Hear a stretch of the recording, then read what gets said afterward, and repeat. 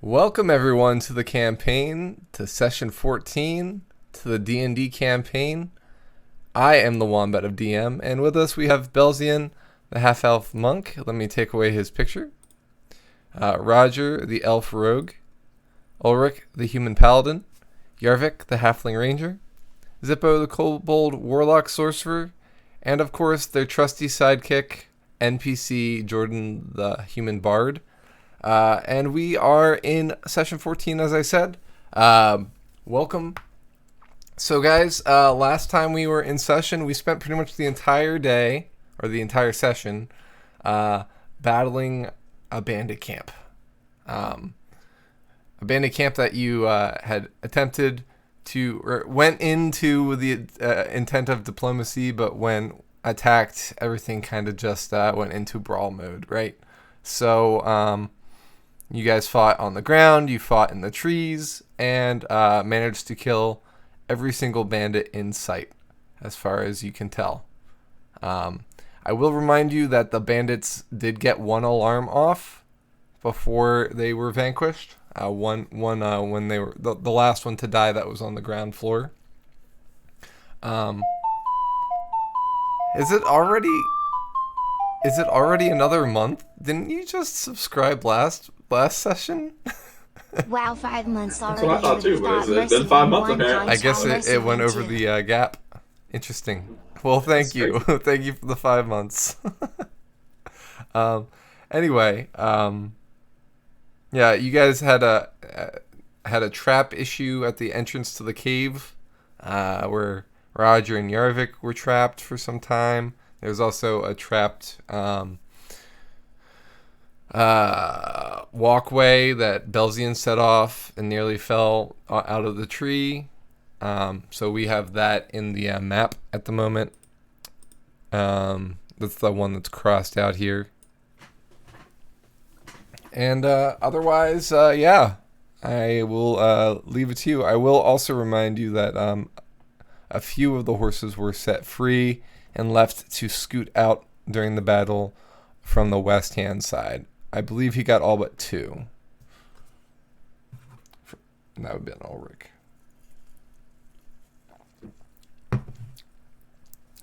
So the last thing I will remind you about is the big tree, kind of centralized to all the scaffolding, is one that Belzian went through when he jumped from here to here during the battle.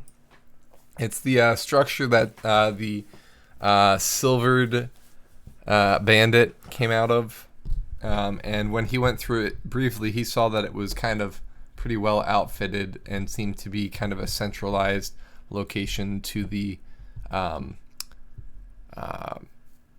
area.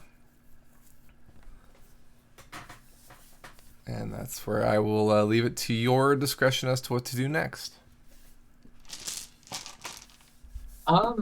So I think we've got two kind of important things to do here. We want to secure the clearing, or at least give ourselves advance warning when they get here. And we need to rest. I think a couple of you guys took some pretty serious hits in that fight and would probably appreciate 15 minutes to catch your breath. So a short rest is an hour. Right. Yeah. But if you took 15 minutes, we could spend healing spells and lay on hands to heal if necessary, or utilize the potions that we looted from the goblins. But you can also rest for an hour. That would be fine too. No, whatever you guys would like to do. I assume you're not intending to do a long rest. No. Not here anyway. Right. I'm skeptical that we'll actually have an hour to do a short rest, but Ulrich can do some lay on hands, and I would say investigating more that tree and going inside of the cave to the left are his top priorities. Oh yeah, there's a structure in the middle. we could investigate. But there was a forked path in the cave, I think. Yeah, you Yeah, guys had there was- taken the left hand, or sorry, the right hand path of the cave. Yeah, we went up around in the path that curled up to the cliffside, but there was another one that went down into the mountainside that looked like it had prison cells in it, if I'm remembering correctly from last session. We could There rest were in there. you saw bars that suggested there might be some cells. Yes.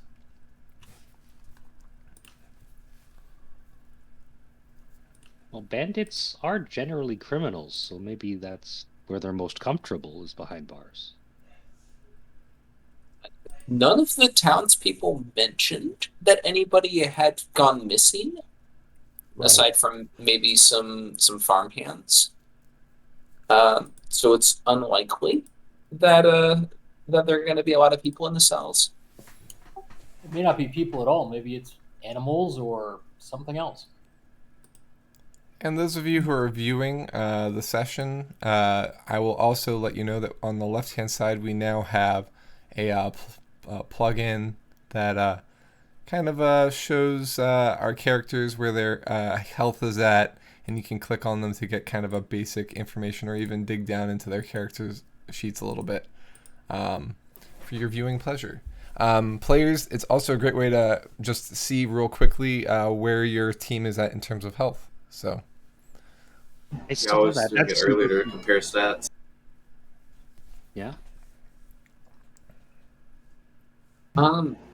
So kind of a secondary concern. How hard are we going in on denying these bandits resources? Are we going to completely burn the camp to the ground, or are we going to try and return some of this stuff to the village of New Pot? It would be very wasteful, I think, to burn everything down. So we have to take the cool stuff, maybe some stuff for the new pod people. But yeah, Just We could giving do- the impoverished village back its stuff is high on my list. we could tell I don't them we know. didn't find anything. The village that- kind of made me upset when they thought we were there to steal, when we obviously could have just burnt the whole village down and took everything if we wanted to. Looks like somebody already tried. Yeah, I think the good thing to do would be to return as much of the goods as possible. The hard part about that is I think we probably have to kill all of the bandits to do that. Maybe we can talk to the ones that are left. Hey, sorry, we killed a bunch of your buddies, but they. Well, okay, they. We really did just come in here, kind of saying we were going to kill everybody. But hey, bygones are bygones. This is a new day. for You you, make peace with your friends. You make peace with your enemies. Such is the nature of diplomacy, I suppose. Surrender or die. Yes. Pretty simple. Well, As a preemptive measure, Roger is going to disperse some caltrops at the entrance to the camp. Either to slow down people coming in. Okay, so you're going back down to the first level.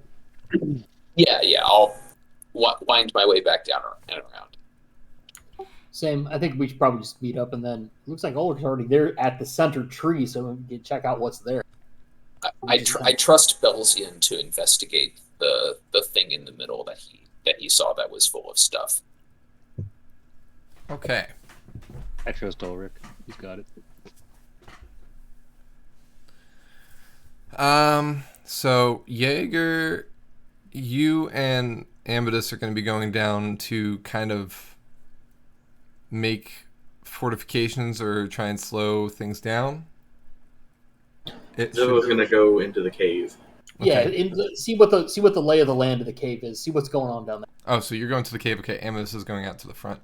All right, I'm going to start with Amidus because it's the easiest. So Amidus, you go to the entrance where the tree is. Where are you laying the caltrops? I'm just going to leave it up on this map because obviously we now know what the whole lay of the land is. The only thing that's missing from this is the horses and the dead bodies of the ones on the ground level. I would happily tell you, except roll 20 is okay. There we go.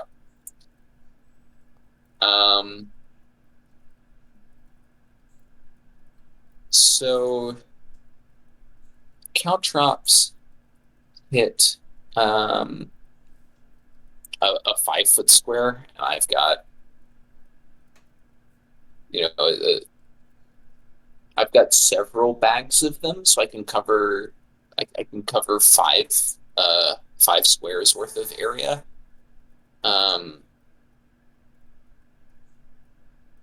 So I guess we'll do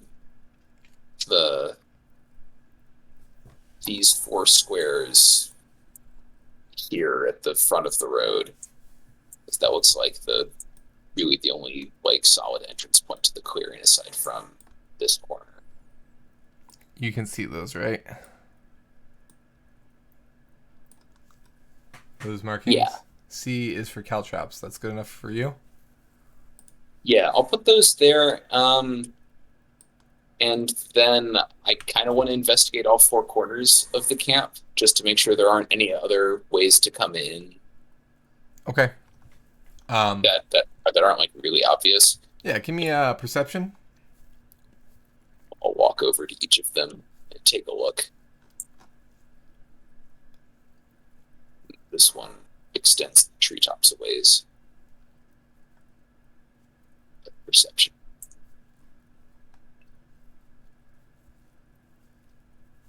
$26. You do see that the tree line here has also a makeshift, not tree, but like foliage that can be moved aside and used to enter or exit at this location. It's a lot smaller. It's like a it wouldn't be like somebody on horseback. It would be like a single person, like somebody to slip in and out. All right. Before I drop any more caltrops, I want to check the other corners. Okay.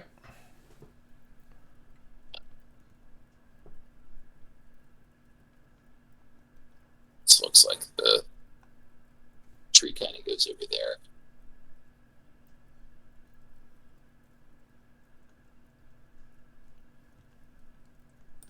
I'll keep your perception the same for all of this. So the far corner that you checked before you just went up north also had a similar contraption.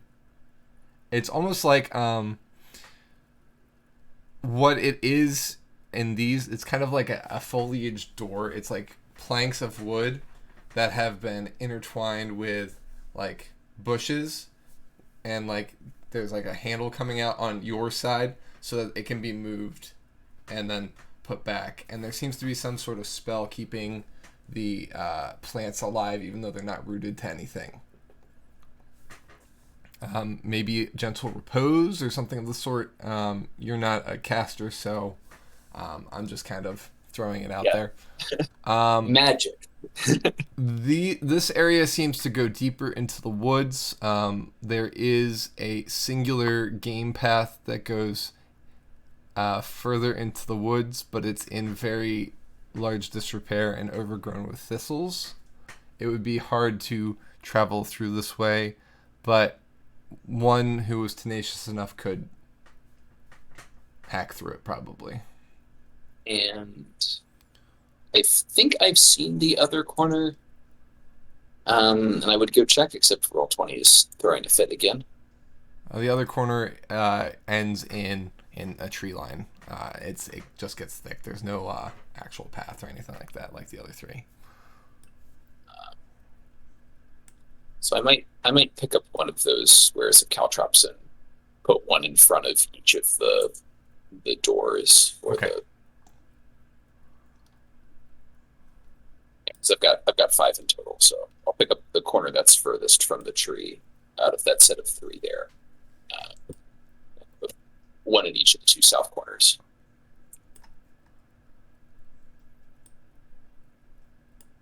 Okay. So one in the two south corners, and then you said one by the game path that I mentioned, Um, or no? sure. Yeah, we can do one by the game path and then leave two blocking the entrance path. Oh, okay. So we're getting rid of two. Got it. Yeah, I've got 5 squares worth of caltrops, so I Okay, am comfortable exhausting all 5 to do this. makes sense. Are you doing anything with the tree? Which tree? Tree at the entryway. Hold up. Roll 20 is just now catching up. Yeah, the one that you guys moved aside to get into the camp. I mean, I guess we could put it back.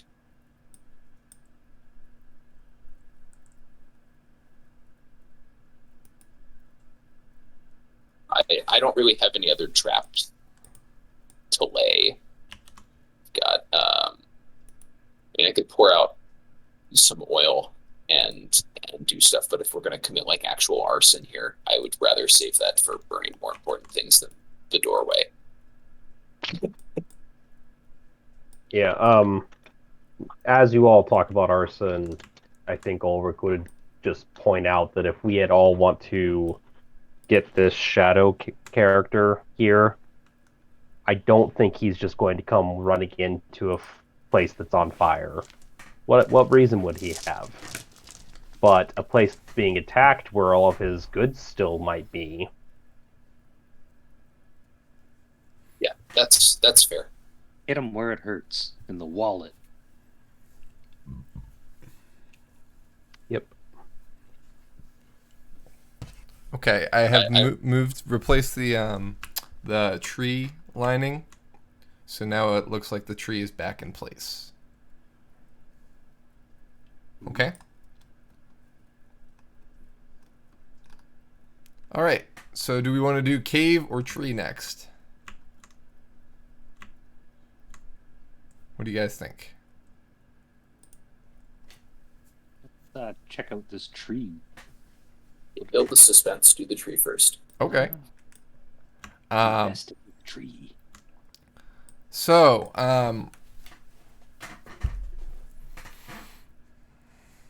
if Roger, actually, no, this is perfect. So, Ulrich, you have in your time as a super duper secret spy type infiltrator, you've seen cell headquarters before.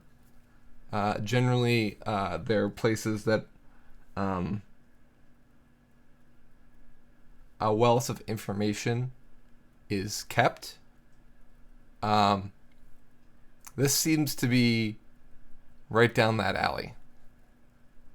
I'd like you both to make perception checks for me.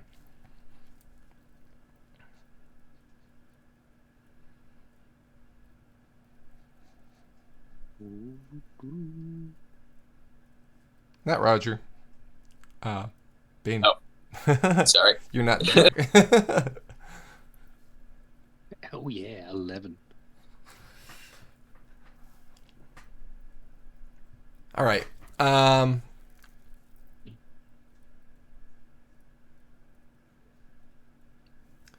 So the first thing that catches your eye is that there's papers hung up on different wooden panels. Like there's like arrow holes in these as these are kind of like huts, right? So like the reason these bandits had cover while they were in these is because they're basic structures, right?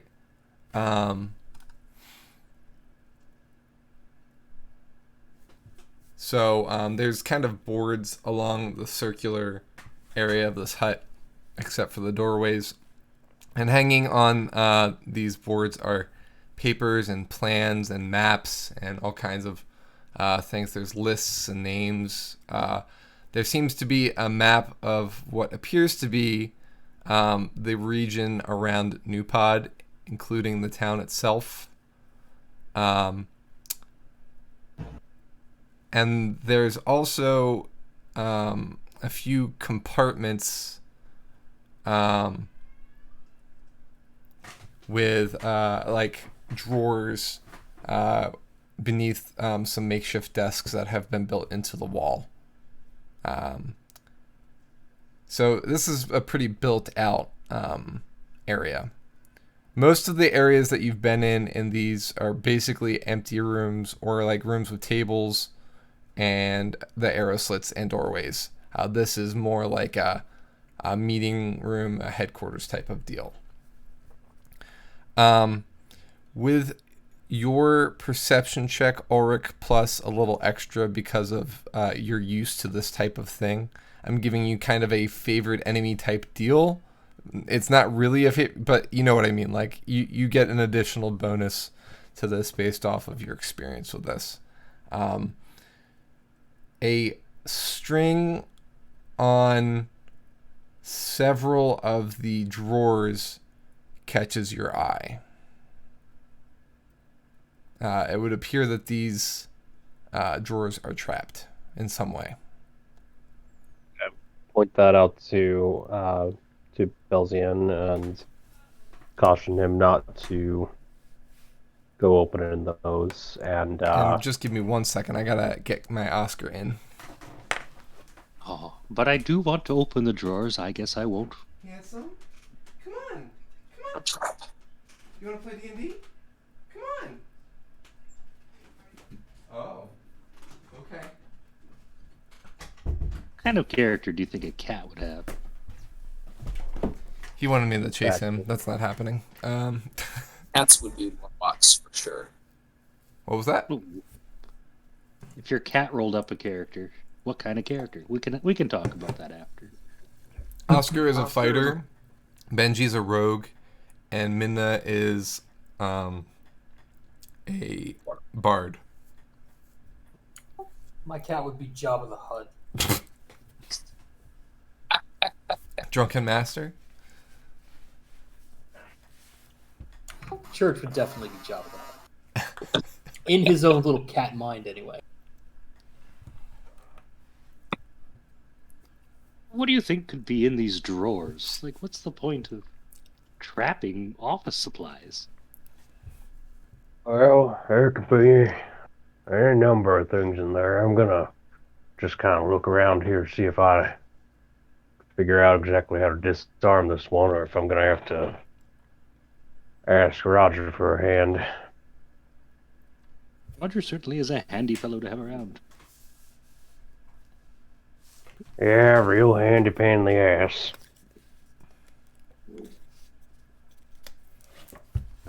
Don't tell him I paid him such a compliment.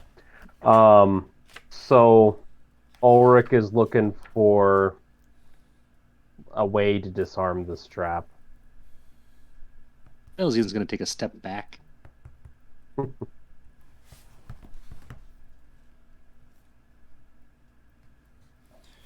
Yeah, I'm looking up disarming trap stuff. I'll just be out here if you need me.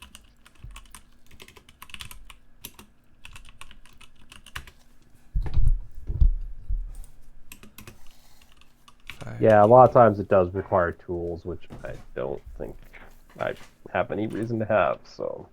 Thieves' tools. Thieves' tools. Yep. But you never know. It depends on the trap. Yeah. Yeah.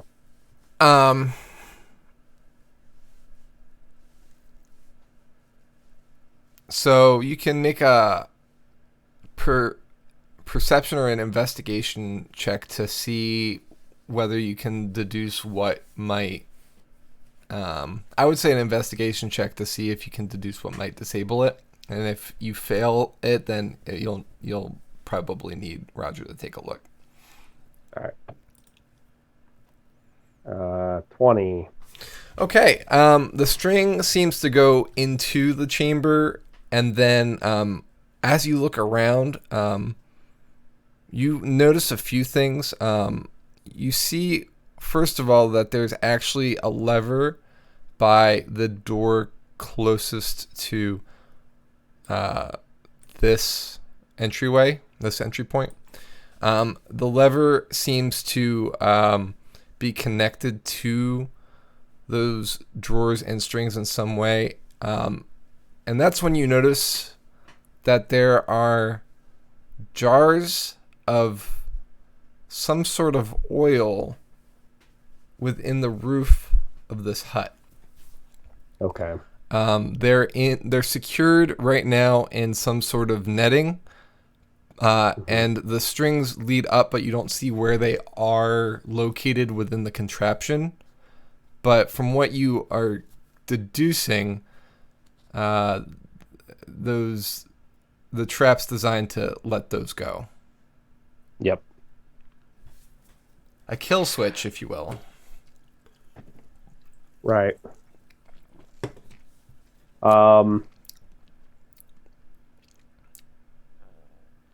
Yeah, Belgian, you got a kind of a way about you with climbing, like, don't you?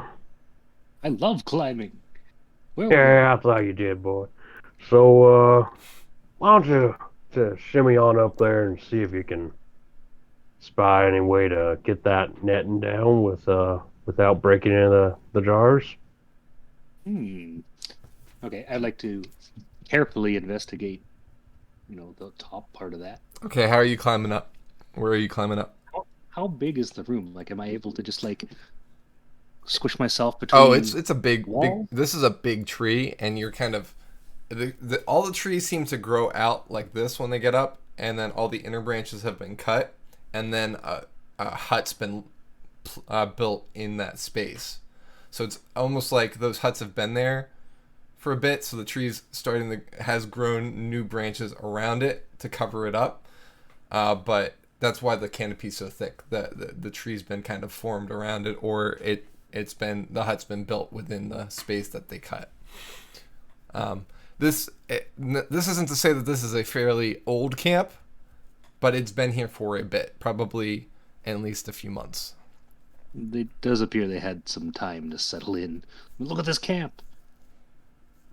Is there a way to climb the canopy and then get back into the hut, or is it all enclosed? The roof of the hut is thatched, so you could probably climb up on the thatched, but you'll be on the other side of the roof from where those are located. You could probably hack away at the thatch, but the With my hands? the netting, well, right, yeah. You try using a dart to you probably wouldn't be able to hack away at it then. Yeah, you might be able to rip away at the thatching, but you're not sure where the trap activates from within the thatch. So how are the walls? Are they made of wood at all? Yes. Is there any way to get a handhold on them? They're board walls. That's where most of the things are, with sticks on the exterior that are kind of in, or like branches kind of either nailed or growing in place there. Okay, is there a way to get a handhold on those with my massive... Yeah, you could climb up on the roof. You're confident you could climb up on the roof from the exterior. Bane, you froze. You're like... Is he like that for anybody else? Yeah, he froze for me too. Okay, Yep. let's all just... This should be his new avatar.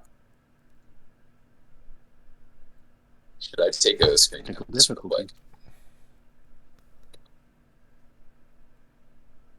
quick? He's back.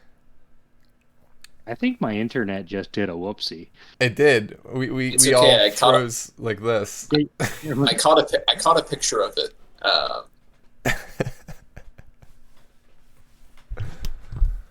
Okay, but is there any way to scale the interior walls without tripping over any strings? Or are they all around?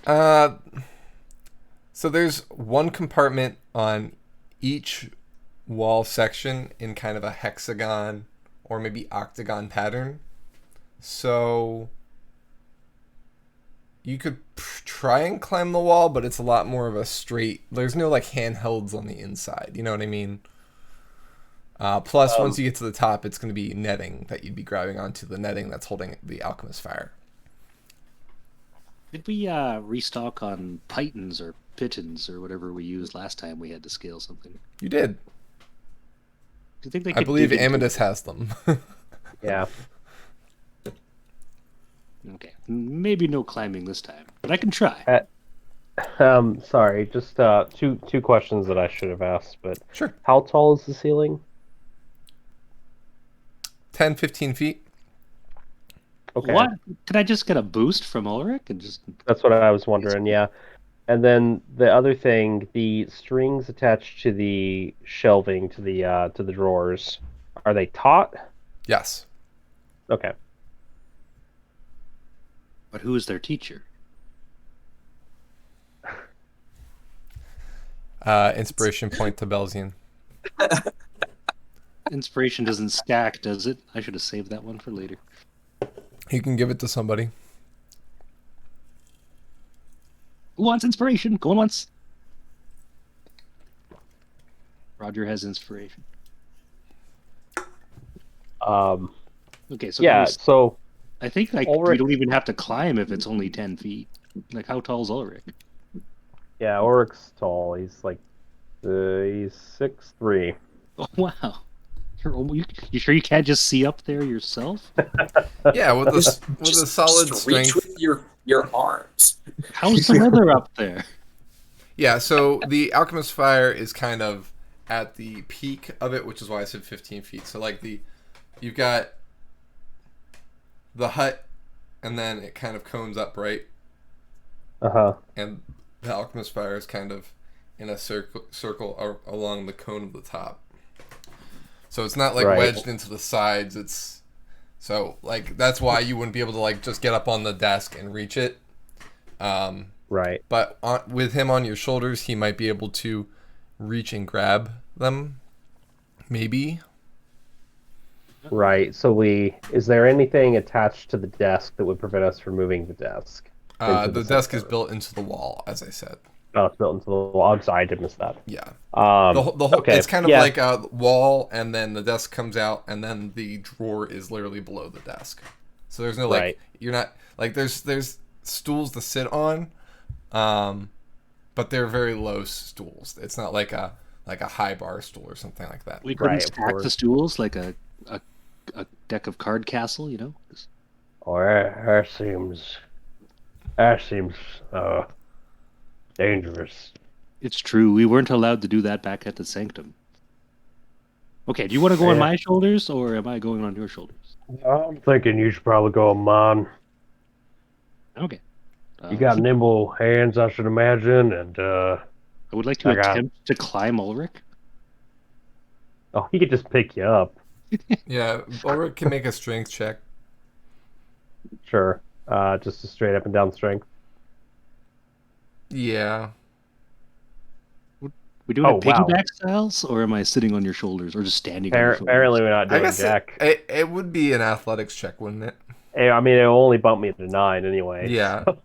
So, you're not sure if it was like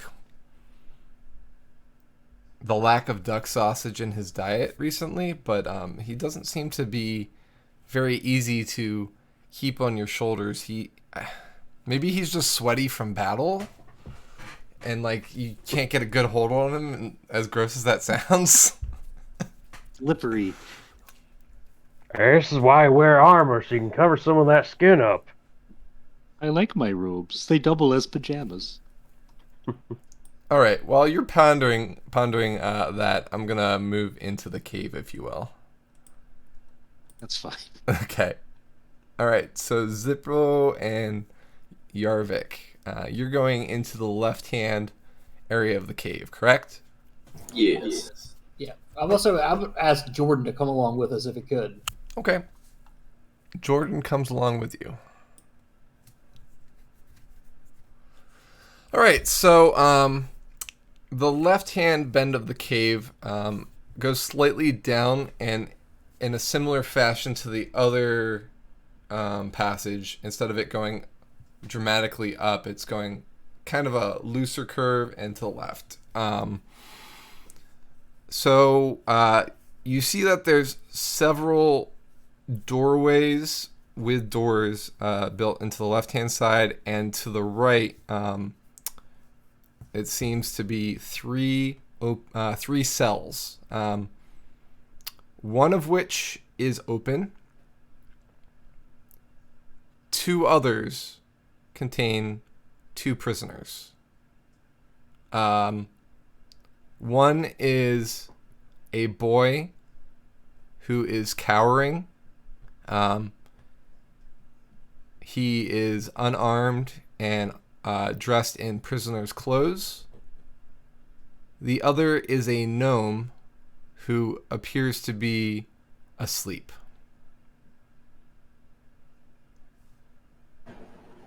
Do I recognize the gnome? Would happen to be the guy from Magic's Magic. Make a history check. Oh, it's a 7. It could be. If it is, we're leaving him in here. All gnomes kind of, at least, he's got a familiar look to you, but I mean, you haven't seen that many gnomes. Anything above a 0% chance of it being him when he's getting left in here, we're not taking him out of here. Okay. I'll go up to the boy. Hey, are you all right? Oh, hi.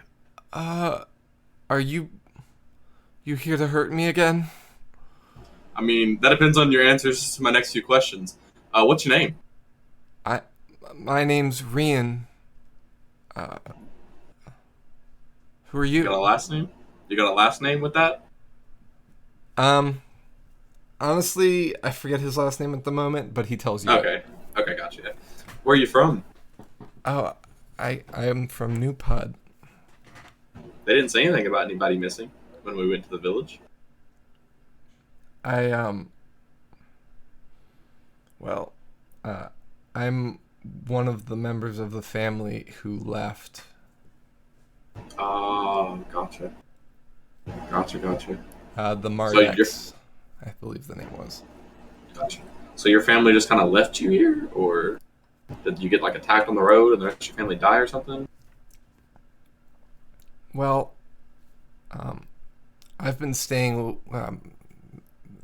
The family is my uncle, my mother and father passed away, and I've been staying with them for most of my life.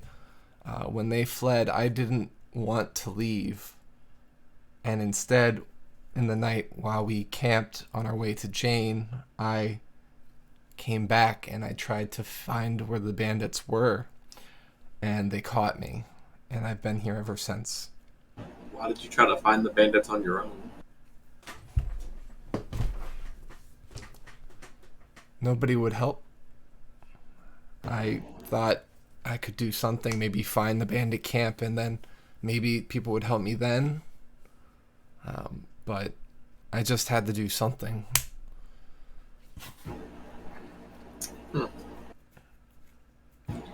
Well, I'm gonna walk up beside the cage also. How long have you been here? I've been here. It's been a while. It's a cave, so I don't know how many days have passed at this point. It could have been. It could have been months. I don't know. He looks gaunt, as if he hasn't been fed very well. This is gonna be my next move. I'm just gonna pull out some rations, hand them through the bars, and while I'm doing that, I'm gonna ask him what kind of activities he's here. Who takes care of you in here? How often do they come into the cave? Oh, they're in here all the time. And he points at the farthest door on the left and says, "There's some kids in there." Okay. These people that come through the cave all the time, does any one of them look important? Any one of them wearing shiny armor, or the other people kind of cower away from him? Just anybody look real important? I mean, most of the time they're in dark clothing. They don't talk much in front of me. This is... They store a lot of supplies in here. Food and barding for the horses, I guess. I've seen many saddles and things come in. When the alarms went off, the children hid there. Okay. Have you seen and I'll give him my best description of the shadow guy that we want to murder, and I'll give him the best description I can of him. Have you seen this guy? The red hair kind of piques his memory a bit, and he says, I've seen him before, but it's been a while since I've seen him. He questioned me, but he didn't hurt me like the others did. Dang. I wish he was still here so I could hurt him. He questioned me toward the beginning of my imprisonment. So it's probably been a bit then. Okay. These other kids, how long have they been here? Did they or why are they not in cages also? Because they're with them. Oh. I'll look over to Yarvik. Are we about to have to kill some kids? I'm thinking we just bar the door. I'm not in the kid killing game. Also, I mean, they may be little tiny terrors if they figure out we just killed all their parents. They're not going to be easy to handle. Yeah, but they also probably wouldn't know for new recruits, maybe. They might be able to give us some more information.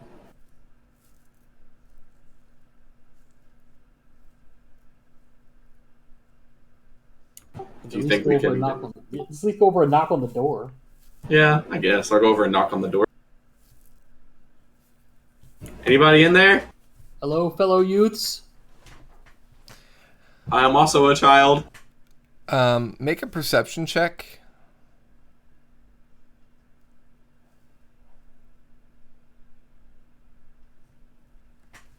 You hear some gasps from young voices, and then some other voices going, shh, shh, shh, they'll hear you. And then it falls silent again. So they're in there. Do we want to scare these kids to see if they'll run out, or do we feel like that's a bad idea? It doesn't sound like they're itching for conflict right now. Yeah, but if we open this door and one of them swings a weapon at me, I'm not responsible if something happens to him. You didn't need to finish that sentence. I don't want to explain flaming children to the rest of the group. Look, okay, Zippo's a child himself, so is it really killing a kid if you're also a kid? Yes. The answer is yes. This just means that you go to the child gallows. Oh, Lord. Yeah, they're shorter. Shorter? The gallows are shorter. Never mind. Okay, well, All right, I kids. guess we'll stand on each side of the door before we open it, just in case they do have weapons. Yeah, that's fine. Okay. All right, kids. We're going to open this door. I need you guys to be calm. And then... Well, wait. Can I do some kind of perception or check or something to see if the door is booby-trapped? You can take 10 minutes to do an investigation.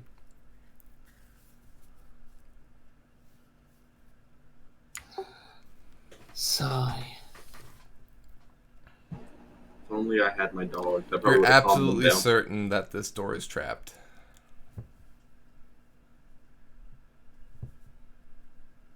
Look, man, I'm getting all kinds of weird vibes. I've seen this wood is made from the wood of the forest that I'm from, and I just got a bad feeling about this door. Okay.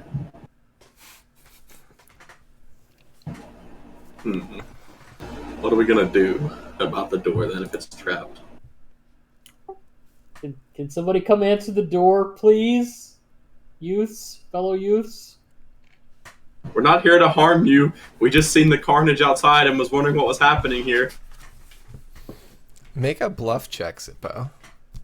A deception check, I think that is. Find it there. Oh, it's only a 10.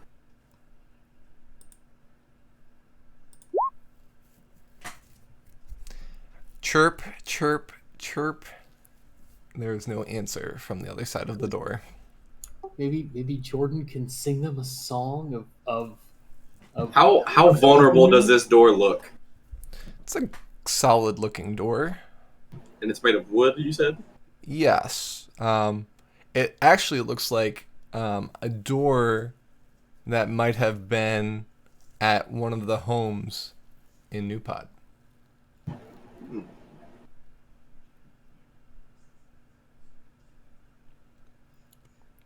Do you have a feeling of what kind of trap it was? the wood itself is permeated with an evil substance. I sense it from the forest of my youth. So just for context, his roll hadn't loaded because my roll 20 was behind. So all this entire time I've assumed he had a high roll. So I've been going with it.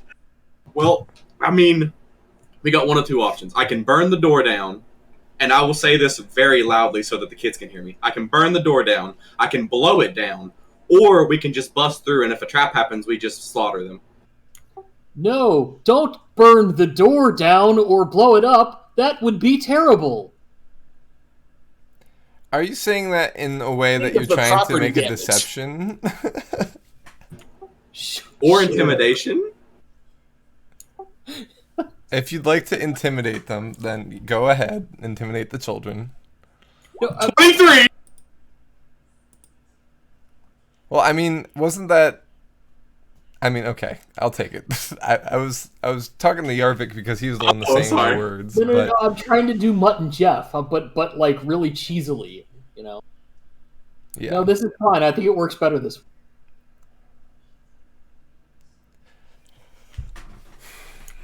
Seriously, kids, he's about to blow out here. I don't know what's going on. I don't think I can stop him much longer.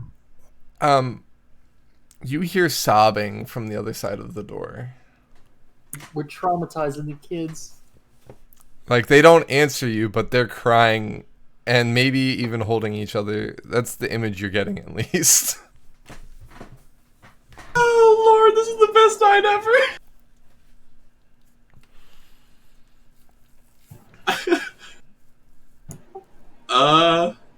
All right, I'm just gonna. Let's just. All right, it's like ripping off a bandage from a wound. Let's just open the door. Okay. 3, 2, wait. Rock, paper, scissors. Alright. Or its in-world equivalent. Yes. This is amazing. Alright, so I guess somebody else do the countdown and we'll both say what we choose as it happens. Somebody give us a countdown. 3, 2, 1. How about this? You both type it in roll 20, and then I'll say send, and you've already entered it, so you're just hitting enter. Alright, I got it. Send.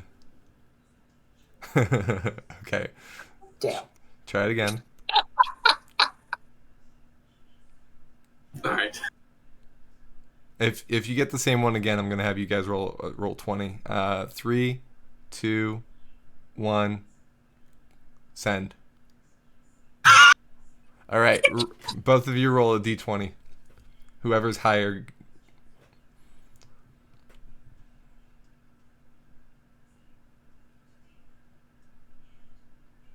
Waiting on Jaeger.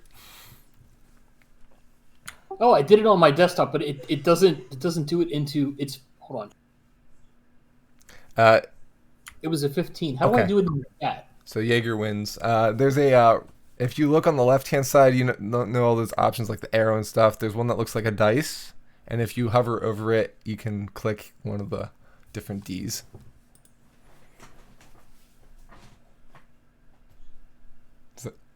You see that?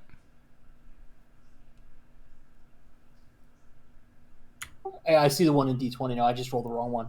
So Okay. I gesture to the door handle to Zippo and give him a little wink, and then I step back. Okay. Knowing that it's probably trapped, Zippo will cast Shocking Grasp on his hand Okay. and then push the door open with it. Okay. You touch the door, turn the doorknob and push, and the door doesn't budge.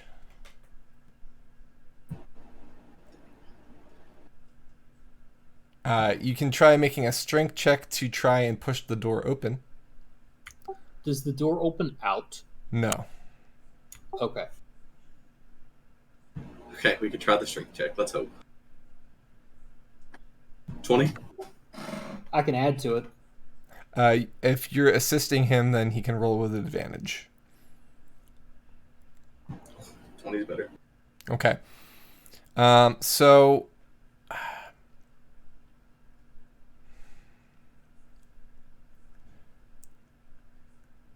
you almost made the check, Sippo. So I will give that the door budges in maybe half an inch, and you hear the sliding of something heavy and metallic on the other side of the door.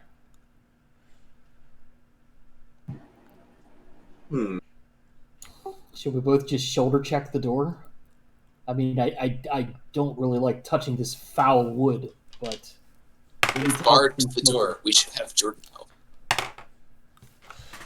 The door slams shut again as something from the other side pushes it. And you hear with great effort that the metal is pushed back into place in response.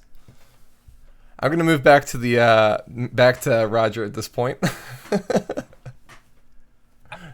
Roger, since you've laid your caltrops, what is your next order of business? Is there any way for me to get over to where Ulrich and Belsian are? You can either jump across or look for how the bandits climbed back up the tree after they jumped down.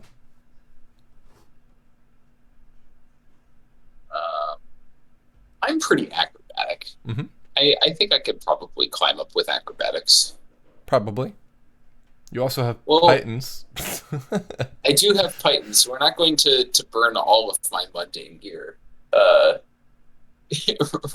right now. Oh, shucks, because that's exactly what I was trying to get you to do. I might want some of that for later. Yeah, we'll try and climb up the tree and get over to where, well, one of the trees the bandits climbed back up. Okay. So I'll give you, since the battle literally just happened maybe 10 minutes ago, you know that a bandit came from this tree, and this tree during the battle. There were probably a few more, but yeah, those are the three you remember. I'll work on climbing up the smaller tree. I feel like that's probably easier to get a grip on than the bigger trees. Is it the one that you're next to? Yeah, why not? Okay.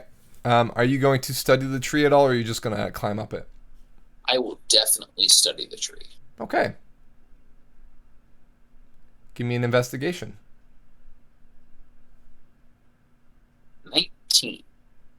Cleverly placed in the tree are handhelds that to the non-observant eye look like the tree is smooth, but it's like the bark has been stuffed and then papered over so that you can just stick your foot in and then it comes back out after you've climbed further up.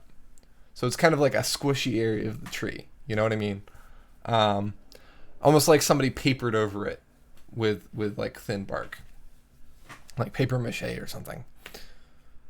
You definitely take advantage of those to climb. And the only reason you notice it is because one didn't pop back out from one of the bandits climbing up it. So you saw that and then kind of figured it out from there.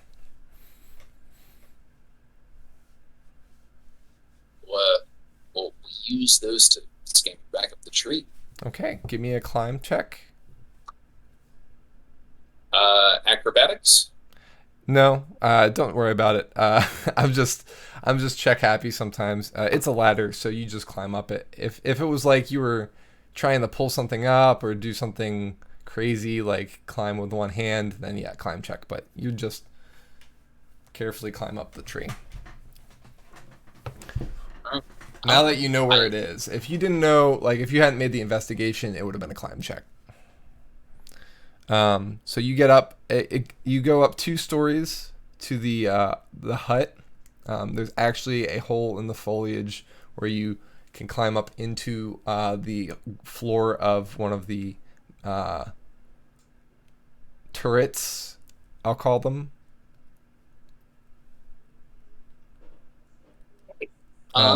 And you are directly across from the big tree. In that case, I'll walk over in their direction. Ask them how the looting is going. All right. You walk in to see Ulrich gripping up Belzian and failing to pick him up. And you look around, and the hut is, a lot more finished than the one you just entered into. It's got schematics and notes and maps and drawings and pictures of people and 8 drawers underneath some desks that have some papers and blank papers and inks on them, but for the most part they're mostly empty desks. I'm sorry, am I interrupting something? We're just seeing who's heavier. Playing some leapfrog. You know? And you're gonna be surprised, but it's actually the little guy. Yeah. It's all muscle. He's just got a lower center of gravity, I guess. No, in actuality, I got some alchemist fire up here, which I'm glad to see you about because that seems much more up your alley than mine. I had a feel that this stuff fell I'm down. all for burning things. No, I think you misunderstand. You definitely see that this is rife with information we can use, so I don't think we want to burn anything down. So looking up, you see maybe 15 jars of alchemist fire that are currently netted in the ceiling, rigged up there. So, since I haven't been able to get Belzian up above my head, I don't know, so tired after that fight, I was thinking, it looks like the drawers are what's keeping this tight. So if we just held on real tight, we could still access the drawers, no problem. So if we keep the ropes taut, it'll be like they're not even triggered or whatever ropes do. That's right. String things. Does it look like opening the drawers will pull the strings more taut, or does it look like it will loosen them? Looks like it will pull. I mean, sorry, I'm speaking too quickly. Why don't you give me a check? Which check? I think I had him do a investigation. Is that correct? Yes. Yeah, that's what I did. Investigation it is. I kind of want to burn that inspiration point Belzian handed to me. Sounds good. That's probably a good idea. We'll attempt that again. I believe in you.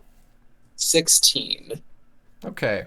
From that, I'll give you that it looks like if the drawers were pulled open, that it would pull the strings as well. Okay, so holding the strings at their current tautness or even loosening them would render the trap ineffective, is what it looks like.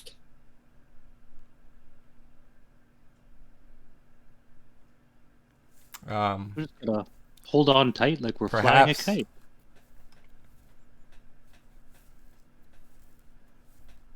It's a good guess. I can't give you confirmation. Yeah. That's no more information than we had when I started. Rest in peace, inspiration point. Yeah, he actually, amazingly enough, Ulrich actually had a better check than you did. It's not really amazing. I rolled terribly. You also actually got a bonus to it as well, but he still got better. So.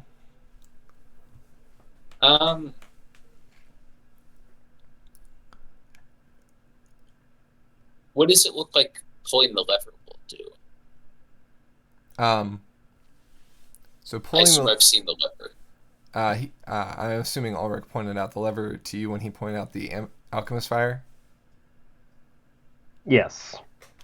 So the lever is over again by this door on the wall.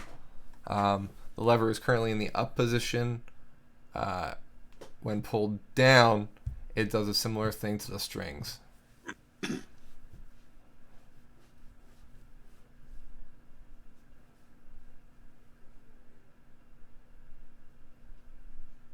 We don't have like a net somewhere, do we? What would we do with the net? We can catch all of these files and prevent them from smashing on the floor or the desk. That seems tricky. Like,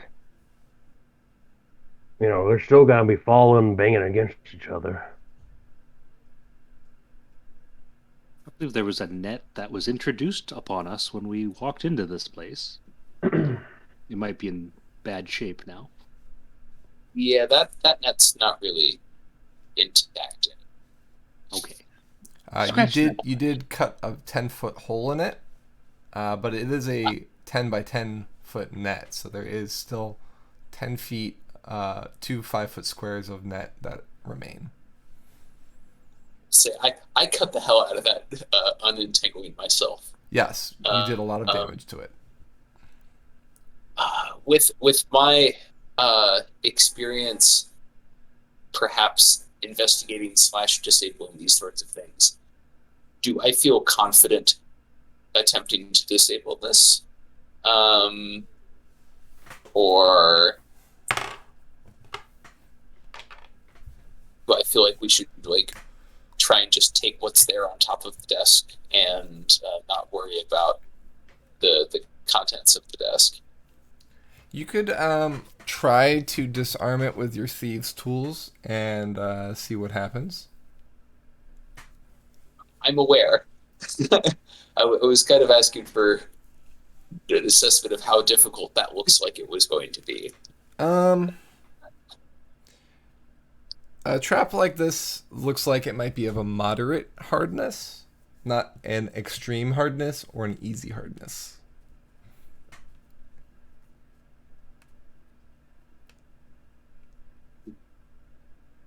It's up to you guys. I'm happy to attempt to rip it apart. Oh, fantastic. Belzian takes a step out of the room. But Let's do this. And I think Ulrich begins to roll us one of his scars. And watches on as you go to do this. say, All right. So If I if you're catch using your thieves' tools, you'll click on your thieves' tools and make a check with them. You are proficient with them, so you get double your proficiency, and that'll be included in your roll when you click it.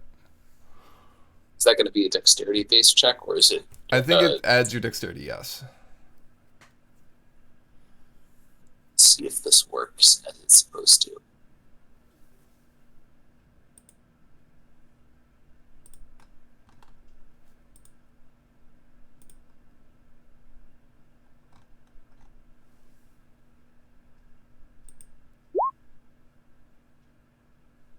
Ah, yes.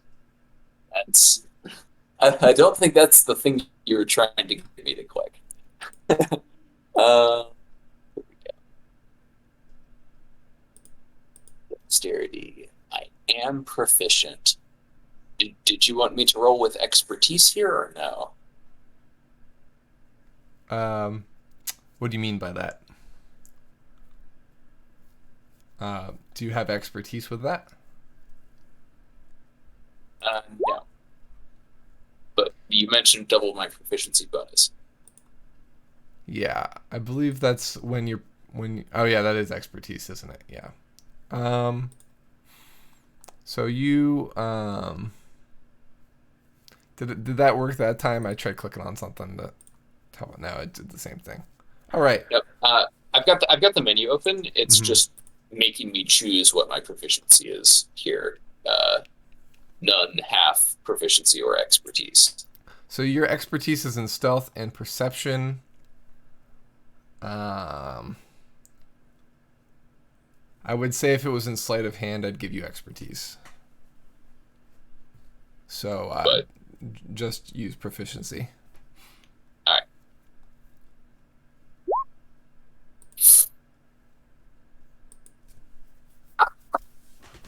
Okay. Well, you didn't fail critically because you can't critically fail in a skill check. You just using your tools. You don't seem to find any tool that would do what you need it to. You understand that cutting it is probably not a good idea. Which with other traps, cutting it disables a trap. And there's nothing like in your kit that would disable it in a way that you'd like, right? So you end up kind of not being able to disarm the one that you're trying to disarm. Guys, I don't have a tool that's gonna fast track us to not burning this tree down. I just realized I think I have a tool to get us into this desk. And Ulrich pulls out his axe. Would you like me to hold the string? It might be a good idea. Roger will hold the string and attempt to keep it at this current level of tautness. Okay. So you're readying an action to, if the string begins to pull, you're going to try and pull back at it. Or if the string goes the other direction, you're gonna try and keep it where it is. Right? Yeah. I'm gonna hold on to the string and try and not let it shift too far in either direction. Okay. If I need you to roll a check, I will. Go ahead. Go ahead, Ulrich. Make your disarm trap roll. Oh, I'm not trying to disarm the trap. I'm trying to bypass it. I know. It's a joke. Okay. Just make sure. Disarm desk. Disarm desk, yes. Yeah, just going straight into the top of the desk to get into the drawers. Okay. One axe attack. Yeah, you're gonna solidly kathunk into that in that desk. Yeah, I mean, just keep hacking away at it for a bit until the top is gone, essentially, is my goal, so that I can see into the top drawer. So you slam your axe into the desk, and when you pull it out, go ahead and do some damage, please. Oh, sure. Okay. So you the desk itself, the desk surface cripples as you slash down on it. It's boards that go along like this, perpendicular to you, not parallel. So like you buckle like all the different planks that are on it, and as you bring it up, you pull up, and the planks that you've hit come up with the axe. And you find that the desk actually has a hinge on the back. Oh, god dang. Where as you bring it up, it's like one of those old desks that like have you can just pull up on it, and and it's like a chest inside. So what you found is that the drawers are a decoy, and people who don't know that this is the way to enter it, they open the drawer and get burned, and so does everything else. But the desk was made in such a way that it's very flush. It's very hard to see that unless you really made a good check. But Unless you're an expert. with your brute force method, you actually uncovered it, so it works out. I'll be damned. All right. I guess you don't need to be holding on the rope anymore. Belzy, you can go back in. Elzian yells from outside, "We did it!" All right. So at that point, you find some boxes, and one desk actually has a brass box and a silver box inside. 2 different boxes? 2 different boxes. The rest are just simple wooden crates or chests. In one of the compartments, the crates or the boxes, the wooden boxes that are in there are open and empty.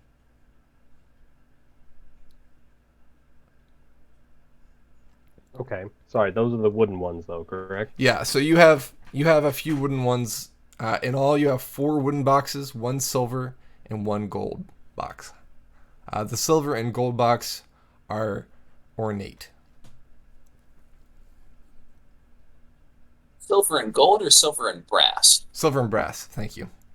2 ornate boxes. I'm going to go back to the cave, if that's cool. Yeah. Cool. All right, cave time. Might be hot, actually. Give it Zippo. Okay, so your parents told me that if you come out, I can give you all this delicious candy. I know anything that you may have heard in the past about taking candy from strangers was bad, but trust me, it's not bad this time. Okay, so you're going from intimidation to diplomacy. So give me a persuasion check.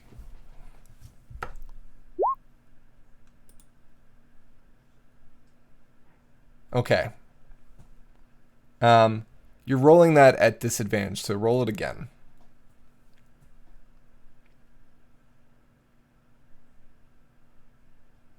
Okay. You're confident that you've gotten through to the children, but they didn't open the door still. These little monsters. I'm gonna take a step back and shoot the door with an Eldritch Blast. Okay. Roll attack. An 11. Okay. You hit the door. Does 9 force damage and 2 fire damage. The door buckles a bit, but is still standing. He's getting really mad out here. I don't know if I'm going to be able to hold him much longer. You should just open the door and get some of this delicious candy. If you will allow me, I will shoot it again. Yeah, go ahead. 21. That's a hit. 10 force, 2 fire.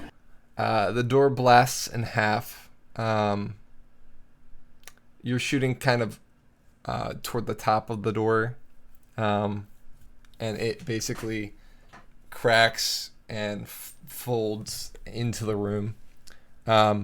You see that the door was being blocked by an anvil that was in there, and you see 6 young children, between 2 and 6 years old, How did they move the anvil? together. Teamwork makes the dream work.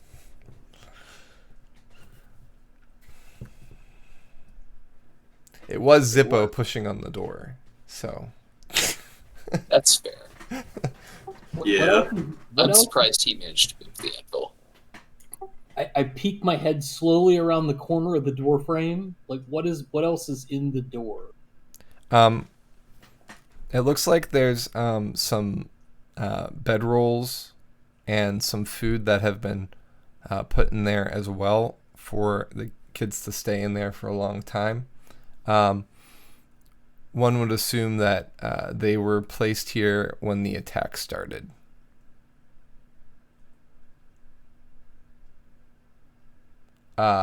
They are cowering in fear and not looking at you. All you had to do was open the door. I didn't have to blow it open. Also, I lied. I don't actually have any candy, but I have rations. Yeah, I'll just let you do the talking. So, like, as we're, like, sitting there, Zippo will just be sitting, like, I didn't have to do it, like, just whispering to himself in Infernal that he didn't have to blow the door open. One of the children has wet themselves.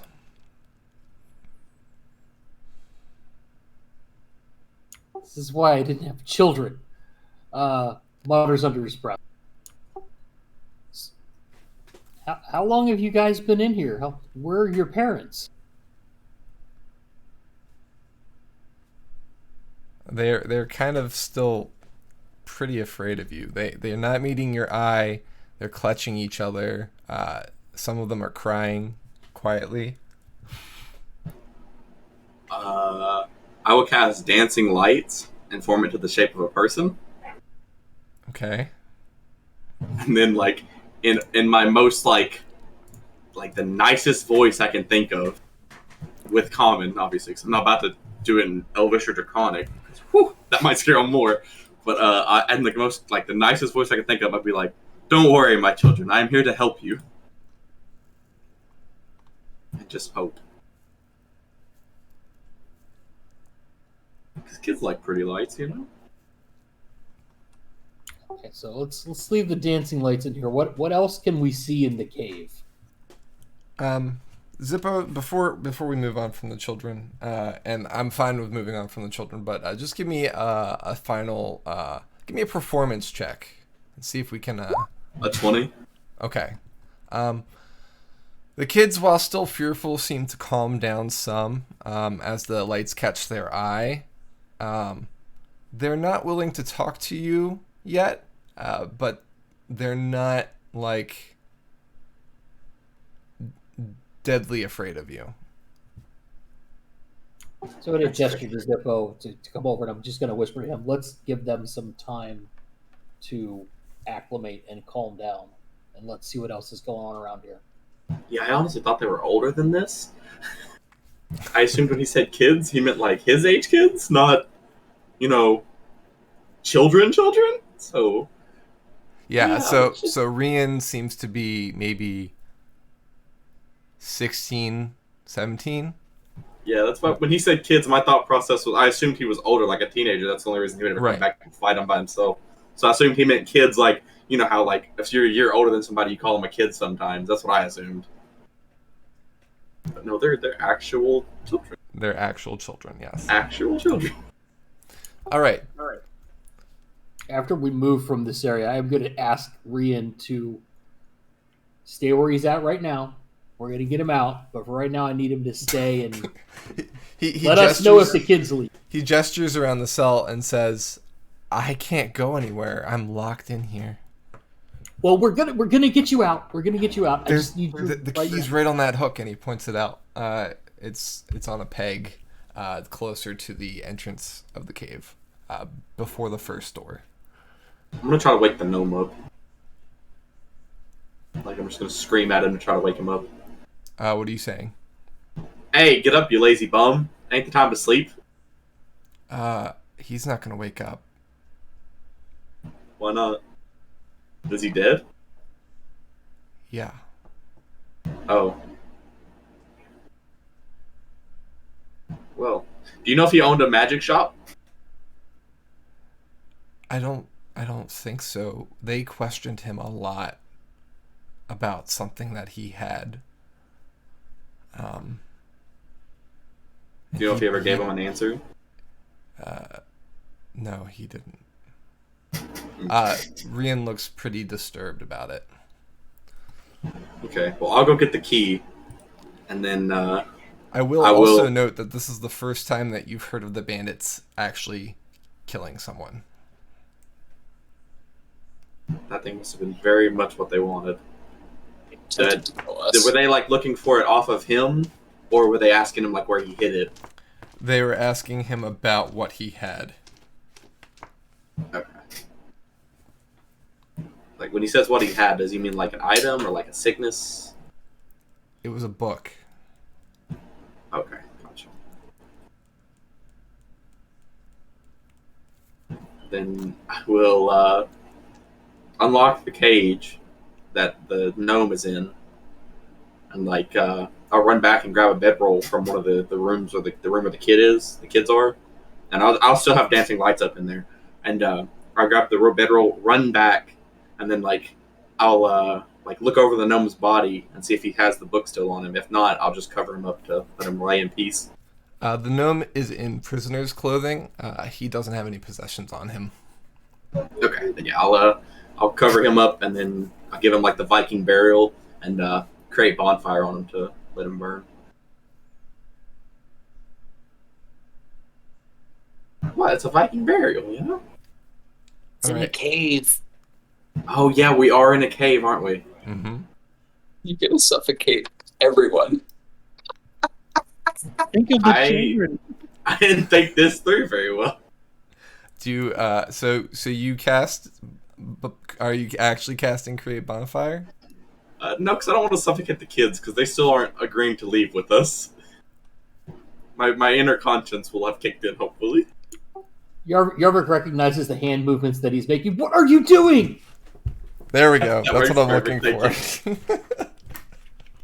And be like, oh, I don't know, man. I didn't think it through, to be honest with you. It's been a long day, you know? Got shot at with arrows, had to bust a door down, screaming kids. Man, I don't know how people do it. Caves are supposed to be peaceful. And then I'll open the door for Rian, I think, if it's the same key. It is the same key. Like, yeah, our party members are outside. They're up in the trees, so you probably won't see them. So don't be alarmed if, like, an elvish fellow, a half-elvish fellow, older-looking paladin-looking guy, or a bard just randomly appears in front of you. Hello, Rian. I am Jordan Bordello. I'm sorry to meet you under these circumstances. Do you know where they're keeping your possessions? I don't. I guess we can only search the other rooms. All right. The other two doors are open, or like openable.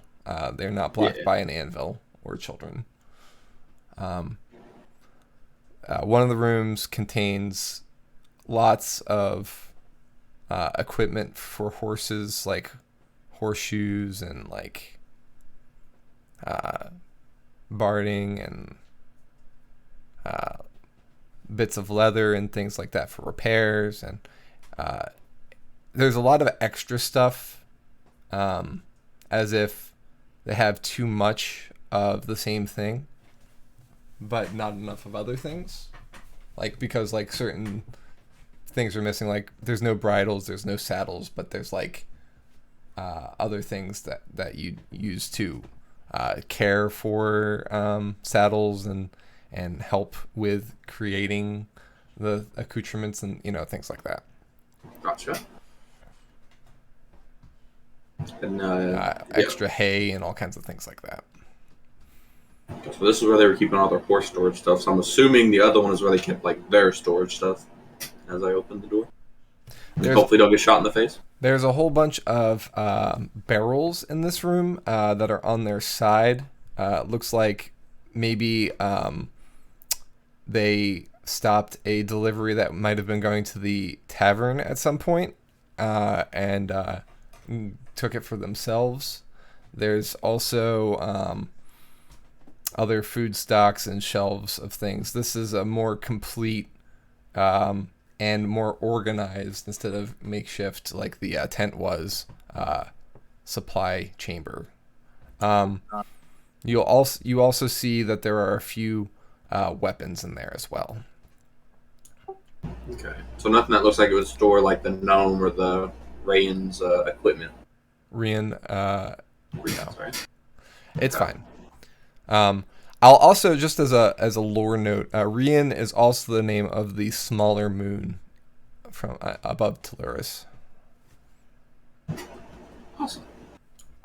So, in the room with the stores, not with the tax supplies, I would like to do a detailed check, specifically looking for any kind of duck sausage. Okay. Give me a investigation, I guess. Or yeah, it would be an investigation. You do indeed find several types of cured sausages that are drying, and one of them seems to be of the fowl variety, but you're not sure if it's duck or it could be another kind of poultry. So what? As all you're going to see is me poke my head, and the arm out of the door and shake the sausage. Yes, and then pop back in the door. He's very excited. It's okay. So, do you know if there's any other rooms or places they might have took your equipment? Like, did you see them take it to a certain area, or did they just kind of take it and start hitting you, and you didn't get to see it happen? They took my equipment down the right passage here. I don't know where they went from there. Okay. Okay. Well, there's weapons in here if you're proficient with any of them. Okay. You know how to hold yourself up? He goes in and takes a short sword. Nice. All right. And a buckler. Sword and board. Understood. I'll go back to the kids. They look like they're more or less ready to talk now, or no? The kids look like they want nothing to do with you. Give them swords and bucklers. I'm not giving a 6-year-old a sword. That sounds like a bad idea all the way around. One of the younger kids whispers at you, "Where's my mommy?" I'm gonna be honest with you, kiddo. I don't know. We got here, the camp was empty. Yarvik is going to roll into the door. He's got like a whole, like it's like he's got like a bandolier, but it's all made of sausage, just kind of wrapped around his shoulder, down to his side, and he's munching on a sausage as he comes through the door. He's like, and he says he overhears this and he says, "Can you tell us what your mom did here at the camp?" And then just kind of gestures with one of the sausages. They don't appear to look hungry, but you can make another persuasion roll.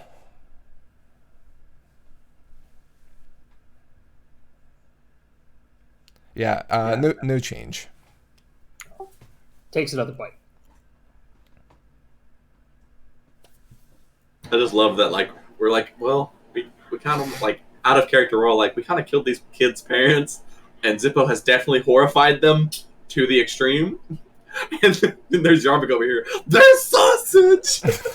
Just munching down on it.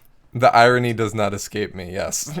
So the rest of, like, the kids' room, so we're sure that there's no chest in here that could store, like, equipment, it's just all, like, bedrolls and stuff.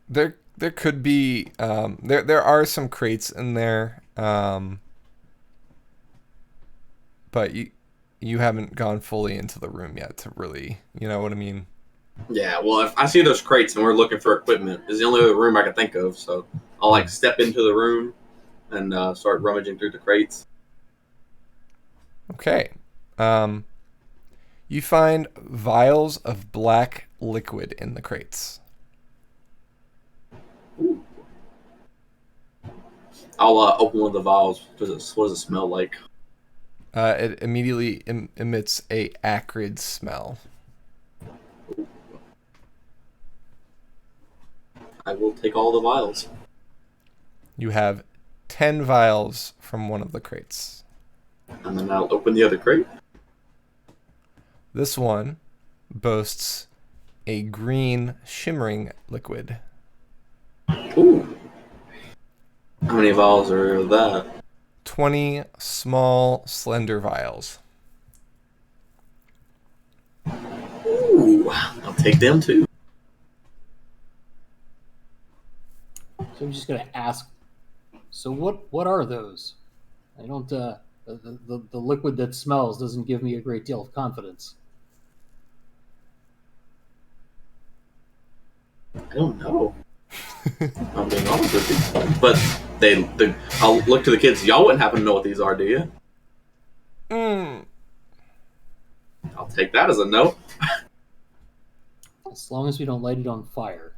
That's exactly what I'm about to go outside. Burn it. Okay, so are you guys going out now? So like, I've searched all the barrels and everything because there's nothing else I could search other than the barrels of rations. So the barrels are on their side. They have spouts. Okay, gotcha. Some of them contain water, and some of them contain a beer. Ooh, did you say water?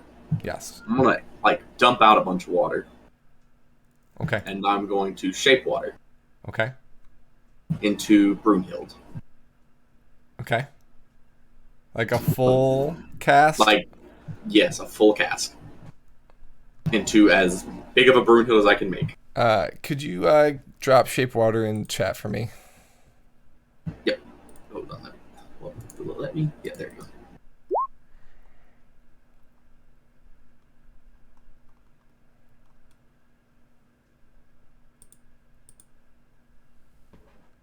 Okay, it fits within a 5-foot cube. Okay, that's fair.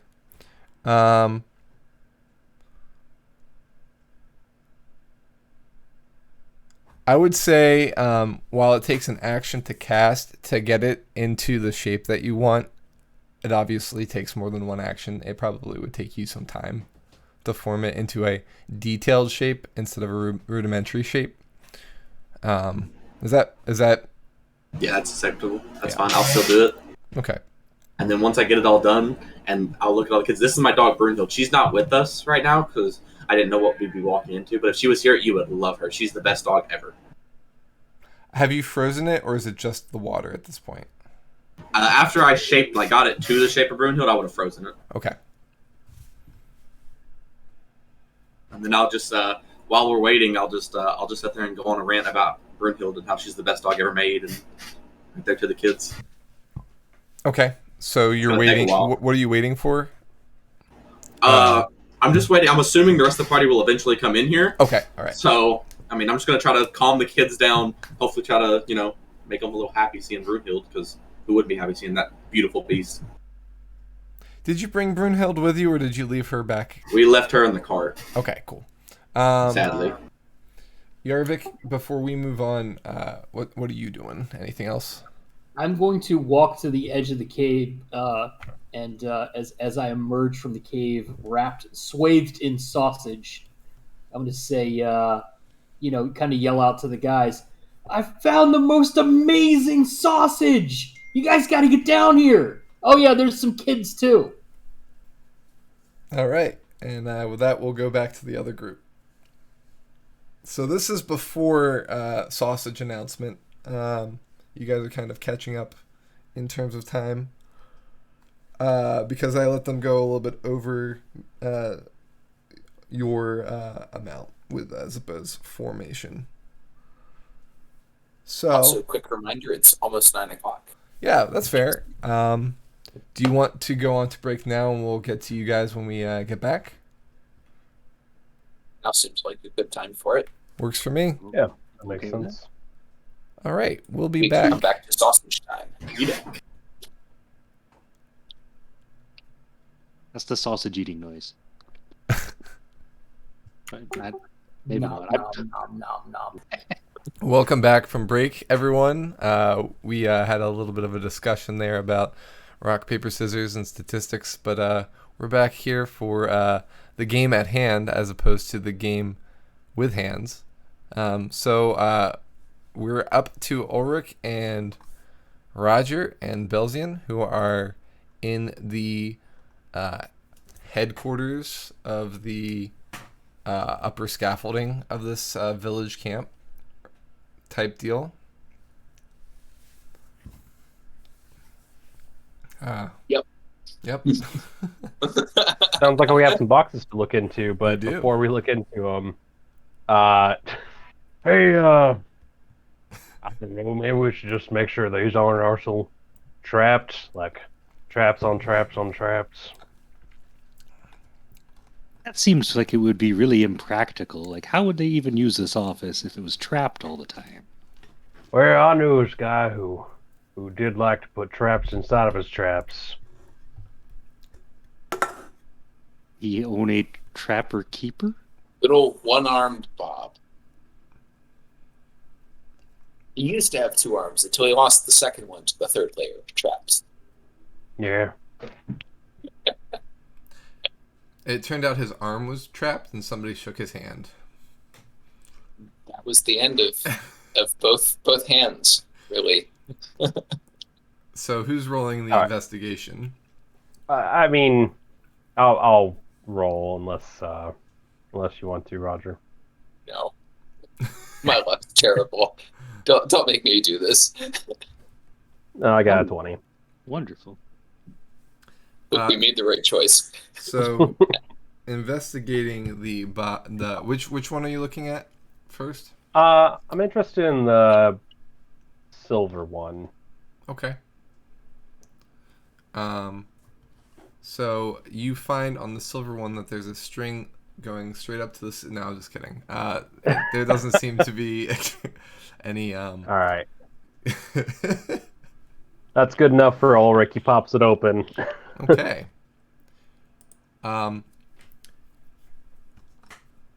This one I'm going to need to look at my notes for real quick. Actually, a jack in a box. So... Okay. So,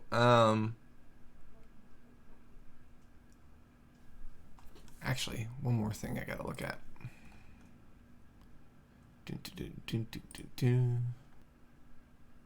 Okay. So, inside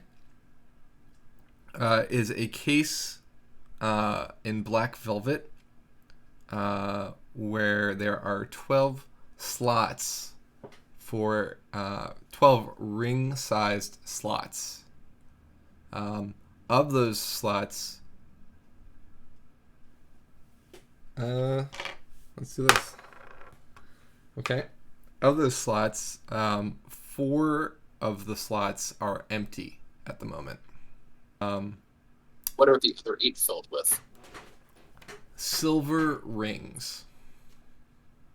The rings have a spiral around them of a single thin line of brass. The rings themselves are spiraled like a twisted ring. Kind of seems like we all get one. We got a couple to give away, too. Yeah, well, let's not go putting these on too hastily. Why, it's just jewelry. Yeah, but things tend to mean things. This might draw the wrong kind of attention. They do seem a bit fancy. Yeah. While Ulrich is investigating this, I would like to search the body of the more leaderly looking person that we killed. The guy with the silver. Yeah. Okay. NC Bandit. Give me a, I guess an investigation. I'm definitely going to check his hand for rings, though. Okay.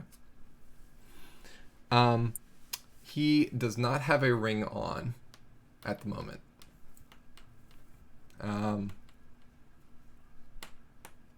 So he has a contraption on him that is a crossbow bolt that has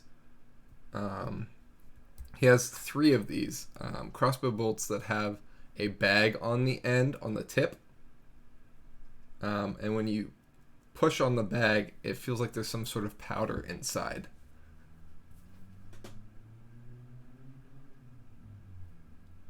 Explosive bolt. Otherwise, he has a short crossbow.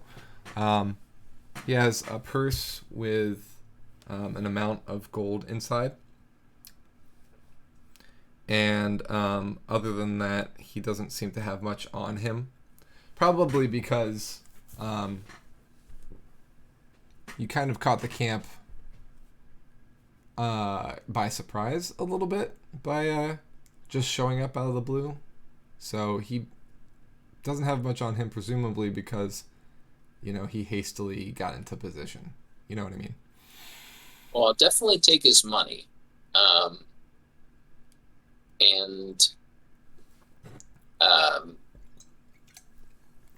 I guess we'll take the 3 crossbow bolts and the crossbow. He has normal crossbow bolts as well. He has 20. Yeah, but I have like an actual bow. Yeah. I'm just letting you know. He has some daggers and a short sword as well. Let me check and make sure there's nothing else. I mean, I'll take his knives. You can never have too many knives. Never know when you're going to need to throw one at a ghost.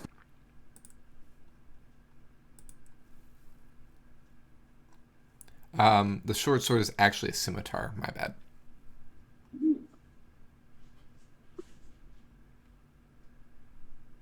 I hear cats fighting. 1 second.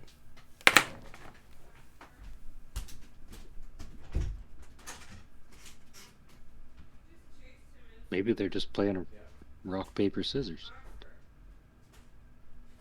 Claw per tail wag. Tail wag. I don't know what cats do. I don't have a cat, so I'm just assuming. It really depends. Like, cats that grow up with other cats tend to develop very cat-like body language. Cats that grow up with dogs tend to develop dog-like body language, which will confuse other cats, which is always funny. What about a cat that grows up with snakes? I've never For some seen reason, that they happen, behave like ostriches. but That would be awesome. But my assumption is the cat would just do the normal thing that cats do, which is emulate snakes when they want to be scary, not emulate snakes when they don't want to be scary. Cats don't put that much different. Mostly they just want to be lazy. I'm back. Yeah. I won't say much for my cat Church, though. He pretty much thinks he's a dog, though. He's such a dude. Cats that play fetch are the best. Under his black cloth disguise, he has studded leather on. I'm taking that armor. Okay. I need studded leather armor. I forgot to buy some while we were in Jewel. Well, this is medium armor, so it should fit you. Just see, does it fit? Should be the actual thing. I'm gonna go ahead and start changing into his armor. Okay. Sounds good. Including the black cloth? No. Okay. You'll also probably need to clean off the armor a bit. Okay.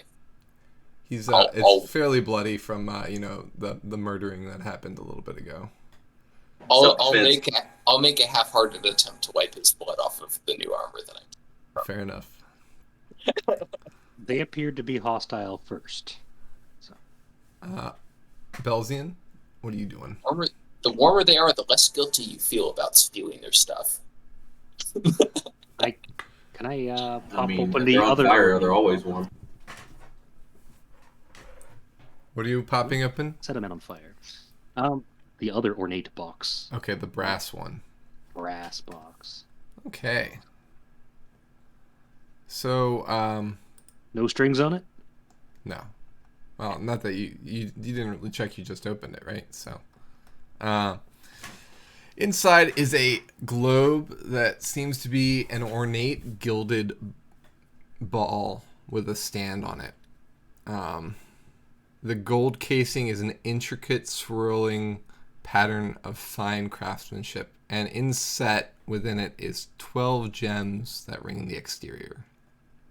There's also what seems to be a round round area on the top that's inset, like separate.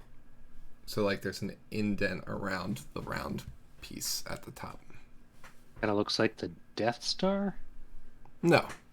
Oh, what? It's gold for one, and it's ornate swirling patterns for two. But on the top, it's a round circular thing, probably about 1.5 inches, maybe 1 inch wide. Very curious. Does it appear to be like a religious artifact kind of thing? If it's got 12 gems on it. It does have 12 gems on it, but they are in a ring instead of a circle. And I know that's a debatable thing, but it's slightly different, right? Like usually a religious symbol would also have, symbols of each of the 12, and these are all the same type of gem. Oh, would you look at this? They're clear gems, by the way. They're not any color. Are we able to figure out what kind of gems these are? Is anybody else taking a look at this? Yeah, I mean Ulrich is there Sure. too. Okay, Ulrich, give me a history check. All right. What do you make of this? I don't make a lot of that. Something tugs at the back of your mind when you look at that item, but you can't really seem to think of what it is. That's pretty though. And very round.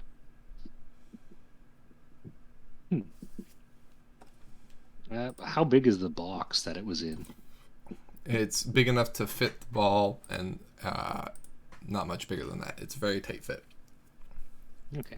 So it's about maybe 1 foot to 1.5 feet wide. The ball itself is like 2 fists wide, so you can hold it in your hand. But it's like it's not the size of a basketball or a soccer ball. It's just a little bit smaller than that. It's like a small soccer ball. All Like right, maybe back a in the Nerf box. ball. Yeah. Put it back in the box for now, and we'll show the others later. With a Okay.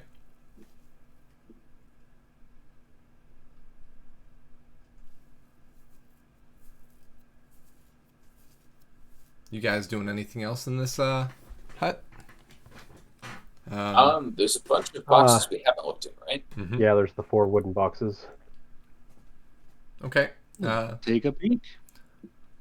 I guess each of you is going to be opening a box, or are you just going to open them all? Yeah, I think, just open them all. I don't Okay. really. So one of the boxes contains silver powder, and I mean like powdered silver, like silver in a powder form. One of the boxes contains a singular page that's charred on the left side and around some of the edges. It seems to depict a scepter. Sorry, did you say page or cage? A page. Like a piece of parchment. Yes.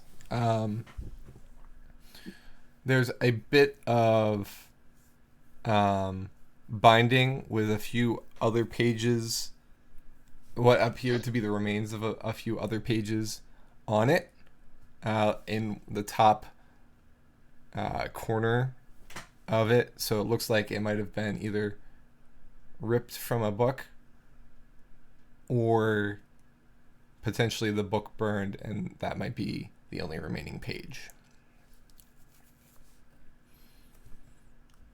Does this scepter draw any kind of immediate thought on? Because we have other schematics. Does this have like a schematic feel to it? Yes, kind of. So I'll describe it a little bit more. Okay. So there is a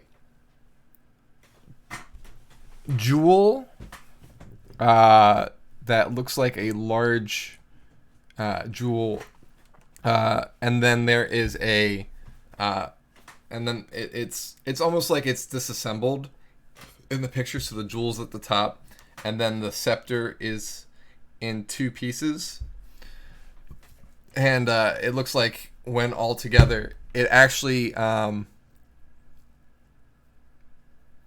Let's see. Roger and Ulrich, you can make a history check for this one.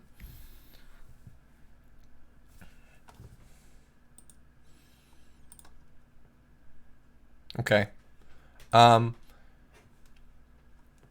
This one's an easier check, so don't worry about the lower roll. Ulrich, Roger, you've never seen this scepter before in your life.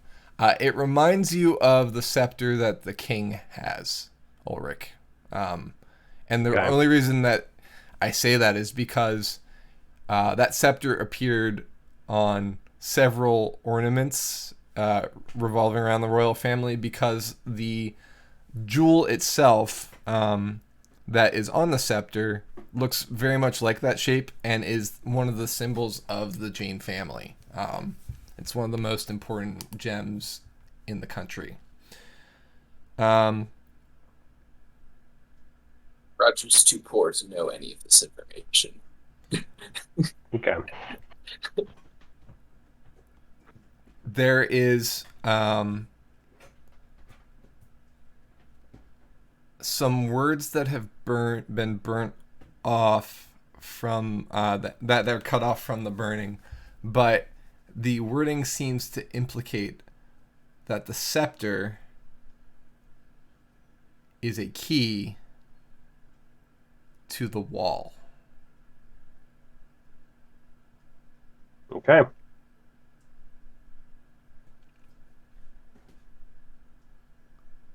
Got it. We're stealing this document, right? Oh yeah, no, this is recovery on behalf of the king. This is not something we need to worry about returning back to New Pod. I mean, we're stealing all of it, but this one is special. It It goes on to start describing how it might be used, but gets cut off, and there's no other page.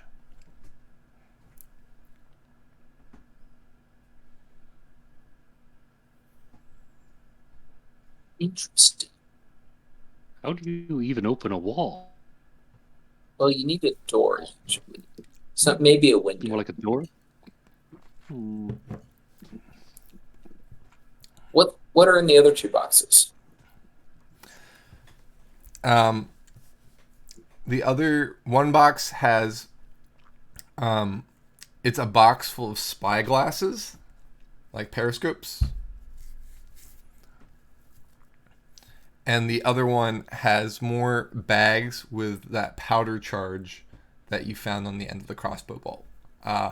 One has a blue band tying it, and the other one has a red band. And the red band is the one that you recovered, the three that you recovered from the silvered bandit.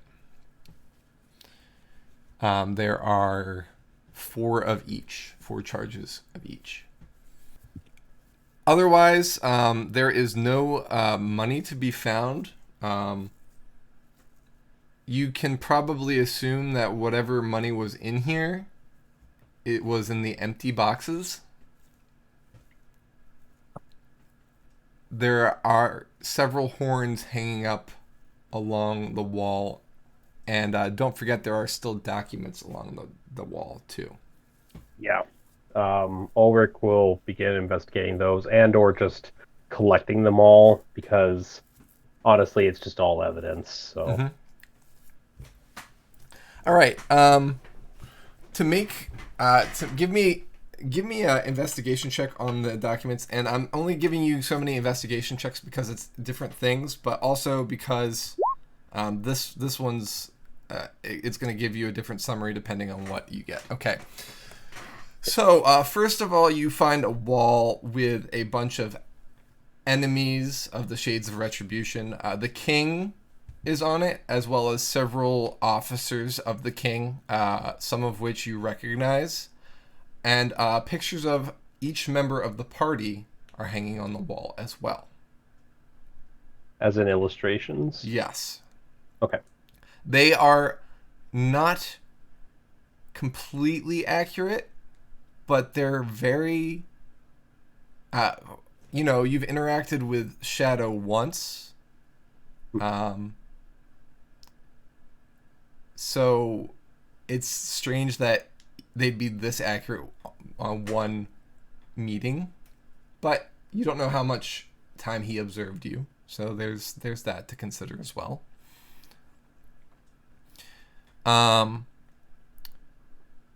The maps for New Pod show kind of an order of events of the places they've already hit, as well as future targets and attack patterns for it that do not have dates. It looks like the plan is to eventually systematically attack and drive out every member in the village. There is a secondary map that can be overlaid on top of the map, similar to how I did the overlay for these scaffoldings, which show some fortifications and plans for places for the bandits to live. It looks like, from your investigation, that the plans were to take over the town and masquerade as the town.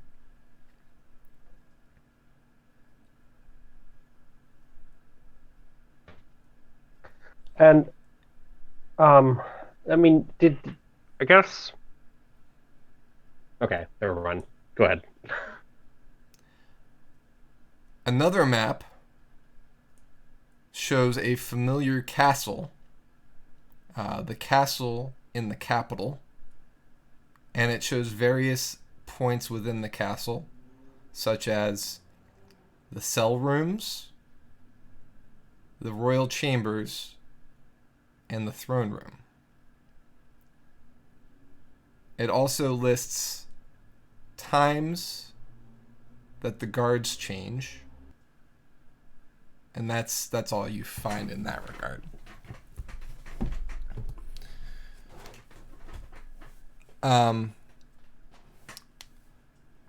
The king himself is pictured as an enemy of Jewel within these photos, so it's not hanging up on the wall. It was within the stack of plans. An enemy of Jewel? Oh, sorry, enemy of the Shades of Retribution. I don't know why I said Jewel. I think because I've got all these J names and I'm thinking of Jane, and yeah.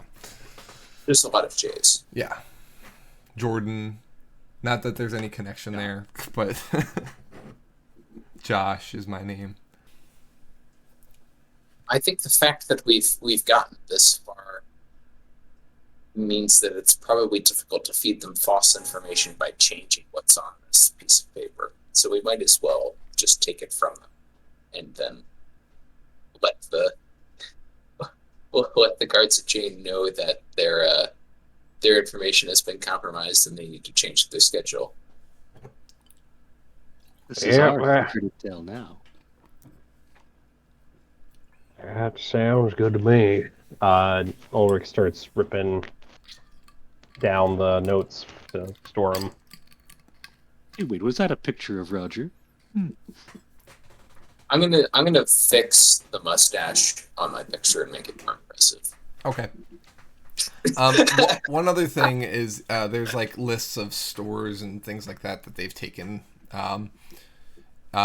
and other hits from travelers along the road, and things like that. So like, basic information, tracking what supplies have come in. That stuff's a little bit more boring and very like methodical. So whoever is running this operation, at least here, had good attention to detail.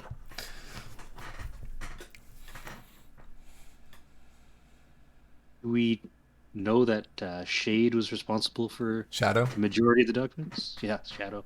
Too many S names, man. Yeah. There's nothing like there's no document signed Shadow or anything like that. In fact, there's not really any names for any of the bandits within these documents. No identifying things of that. Probably a good idea if you were a bandit, right? For a bandit, I probably wouldn't even keep records this detailed, but If they went through such efforts to run such an operation, they could have just gone legitimate, you know? Go get a real job, bandits. What is this?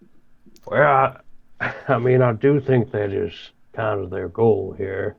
Well, under that legitimacy, they be running the show, right? So it would seem, yes. All right. Well, wait. Did I just hear someone say something about sausage? Yeah, and at that point, Yarvik comes out shouting that they've found the gold mine of sausage and also maybe some children. Oh no, we don't need the children. Seriously, it's delicious. Not the children, the sausage. You are burying the lead. The children. What the hell are we gonna do with these kids? Oh, Give them some sausage. I want to let them know you left Zippo alone with the kids also. I'd say Zippo's there, but he's Jordan's totally with not him. blowing them up. fire Oh, is Jordan. still an option, Ulrich. Look, I'm not saying I'm a saint, Roger, but I don't think we need to be killing the kids. You know, I'd not much active prefer- wartime right now. We'd all much prefer not to need to kill the kids. That is fun phrasing. All right. Let's Yeah, go but see about this sausage and kids. what's going on in I'll- this cave? While you guys are doing that, I'm going to stay up here in the trees and keep watch. To get back to the cave, do we got to do a cool jump again? Yes, you do. Okay. Did we I- make it to I'm- the cave? I'm going to be bringing your Ulrich up to speed while we're walking back to the cave. Ulrich- I will show both Ulrich and Velzian the thing that I climbed up if they want to take the easy way down. Okay. There's no easy way out. I was wondering if you would do that or enjoy watching them struggle and potentially fall 20 feet. I wasn't really sure what Roger would do. So thank you for confirming. Roger would like to have his allies at as close to 100% as possible. Well, thank you. Yes. Yeah, much obliged. All right, so you go down and follow Yarvik into the cave, where you find everything that I described previously. Insert that paragraph there. There's 6 children. There's the storeroom, and there's the horse barding room. Rian is kind of at the cave entrance with Yarvik, breathing some fresh air and kind of like basking in the sun a bit. Him being in the light, it shows how impoverished he's been. It looks like they maybe fed him every other day.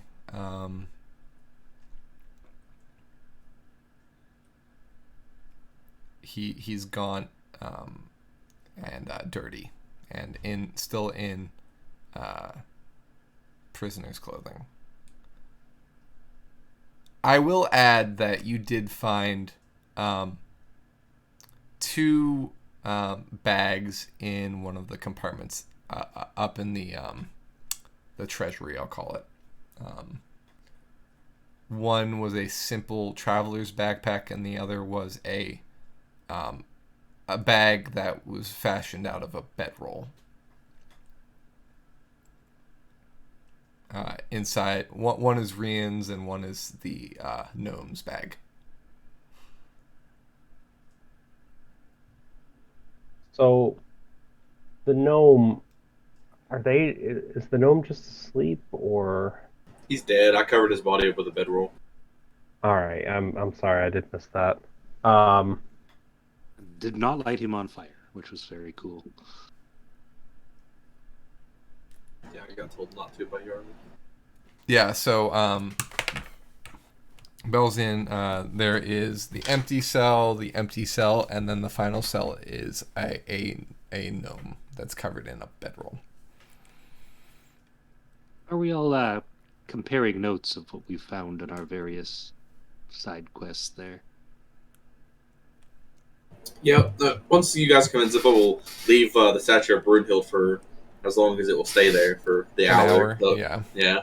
And then I'll go over to them and I'll well, Roger's not with us, so I'll just tell them about I found some vials that may or may not be ignitable, and then I'll tell them about the gnome having some kind of book that the people really wanted to know about, and then how I had to bust the door down because when he said kids, I assumed to him kids would be older, and I honestly thought about just burning them, but I changed my mind because they're actual kids.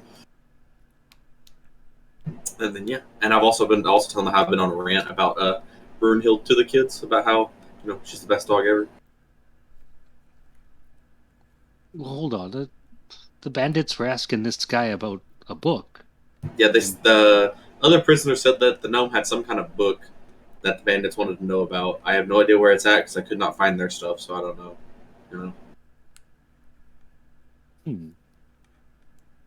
And we got their possessions back, like the prisoner possessions. Yes. Yeah, I think you guys did.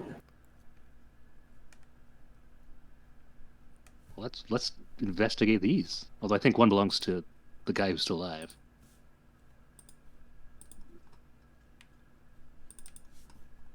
Yeah, so it'd be kind of rude to go through his stuff in front of him. yeah, Rian has some personal items, including it seems a statue of Tolv, which is basically when they aren't a symbol of the clock, it's a 12 rayed sun. Tolv's most common representation is the sun. So that's kind of Rian's only unique possession. It seems like any weapons he had or armor have been fed to the stores, maybe even already utilized elsewhere. But he's already grabbed what he could from the stores, so he's good to go there. The gnome, on the other hand, What does the gnome do on the other? So inside the gnome's equipment, he has green robes and a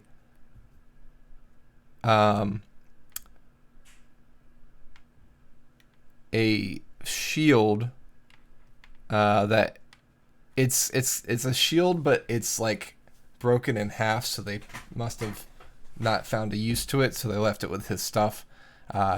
It looks like an open eye, but the eye's been cleft in two.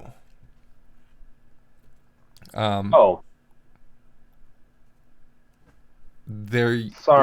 Go ahead. I was just gonna say, so it's an open eye that's been cleft in two. I'll double check my notes, but weren't the goblins wearing eyes? They were, but their eyes were closed, I believe. Right. But I mean, that's kind of the same thing, right? Clefting a eye in two is blinding it, like closing an eye. Yeah, fair. There also, it looks like there was a gem set into the shield that has been pried out.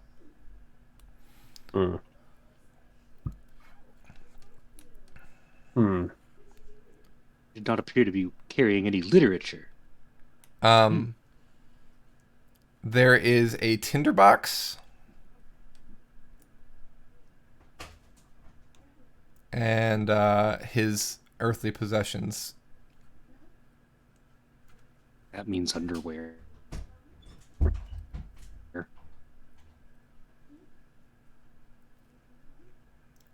It's very curious. This is very much like a person I've been seeking for a while. Can I investigate the gnome body? Yes. So you go and look at the gnome. And I'm not even going to make you roll. This is Lumen. Lumen Banefellow. What a strange name. How is he going to pay those late fees now?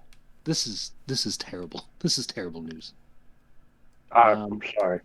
Do you notice this gnome? This gnome? I've been seeking this fellow out. He took a book out of the library that I used to volunteer at, and has not returned the book. We have been looking for the book for a while. It's apparently a very important book. It was a forbidden book. Very, very forbidden. We kind of don't want those kind of books floating around, because, forbidden knowledge and all. That's why it's called forbidden, I guess. You're not supposed to know it. But if he doesn't have the book, and he was the last person to have the book, this creates another mystery. I mean, I hate to ask, but did you know the book cover to cover? I mean, that piece of paper we came across wasn't part of it, was it? Maybe. So, as a reminder for you, Belzian, that book was a forbidden book. You had read every single book in the library, but were forbidden from reading that. You've never read it. It had a deep purple cover, of which you had a casing over top of it that was also purple. You had the dust cover. The dust cover, although it didn't have anything on it. Have that on my person or something like it. Right. Being a forbidden book, I would not have been allowed to read it quite yet. But didn't that make you want to read it more? It did make me want to read it more. My goodness, this is not the only drive in my life, but it is definitely what keeps me going. I understand. Fire's the same for me. Ooh, please keep the fire away from any forbidden books you find, though. Understand. Thank you. I think we should really, just as an aside, should really try and develop your passion for the animals more than the fire. Like, lean into that love. I would, but animals are so expensive, and I can't even buy the ones I like. They like to keep them in the zoo. Hey, Belzian, give me a history check. History. Oh. I'm gonna inspiration re-roll that.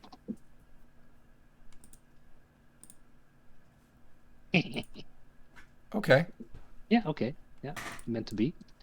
So, very much like a certain game we've played in the past, your fate roll turned up the same number. Looking at the cleft shield, you instinctually reach into your pack and pull out the herald that Lumen left behind, the brooch that he had accidentally left when he was fleeing your sanctum. The brooch matches the symbol. These things look the same. What was the symbol again? I think I have a picture of it. I don't know if you do, but it was an open eye with a diamond for a pupil. Okay, that's pretty explanatory. Generally, open eyes are a symbol for Q, god of secrets. But usually Q's symbol for worshippers is a closed eye.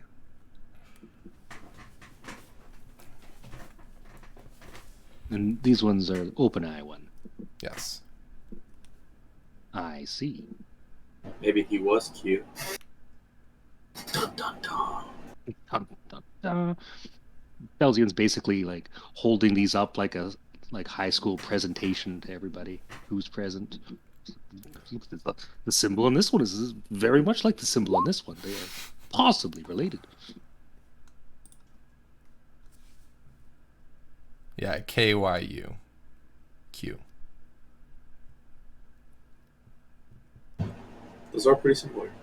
The talisman fate reference there works because Lumen Banefellow had like a Tolv, the god of fate symbol. In his No, that possession. was Rian had that. Okay. The other character, but yes, There was fate in there somewhere. there was fate. Yes. So, like, I enjoy our reminiscing, but what we do about the kids? There are kids in here. Yeah, Yeah, they're in gonna- there. I'm And being that very door quiet. that's blown down over there. I'll point towards the door. Totally wasn't me, by the way, promise. Yarbert's sorry, just here. just- He just gestures with the sausage.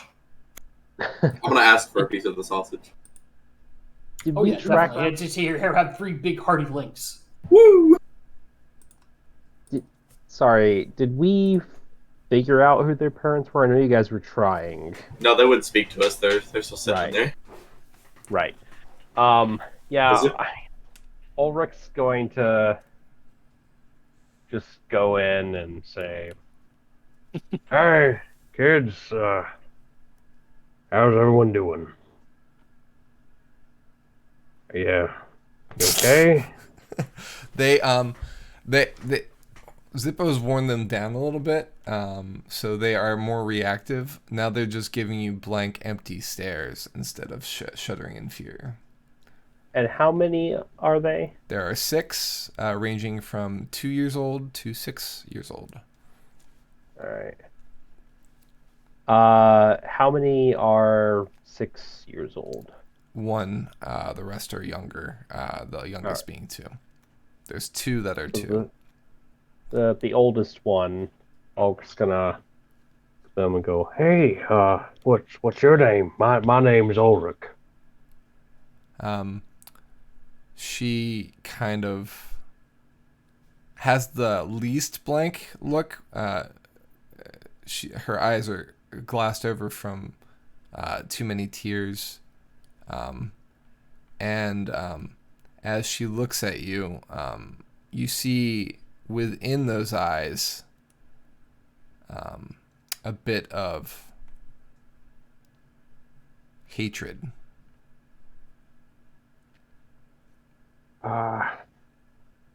But no response, just No, staring me down. she just stares you down.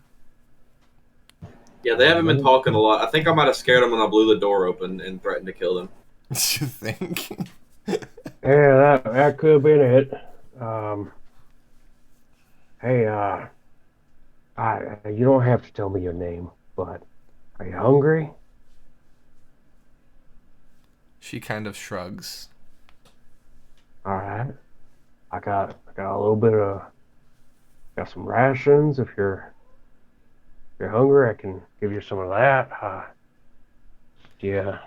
We also have sausage. Are you going to kill us? Why would we do that? We're not gonna kill you, sweetie. Did you kill our parents? I don't know who your parents are. My mommy was here. All right. Was your mommy keeping that young man out there in this cage? She looks around you at the cage and shrugs again. All right. Did your mommy sleep in one of the tents outside?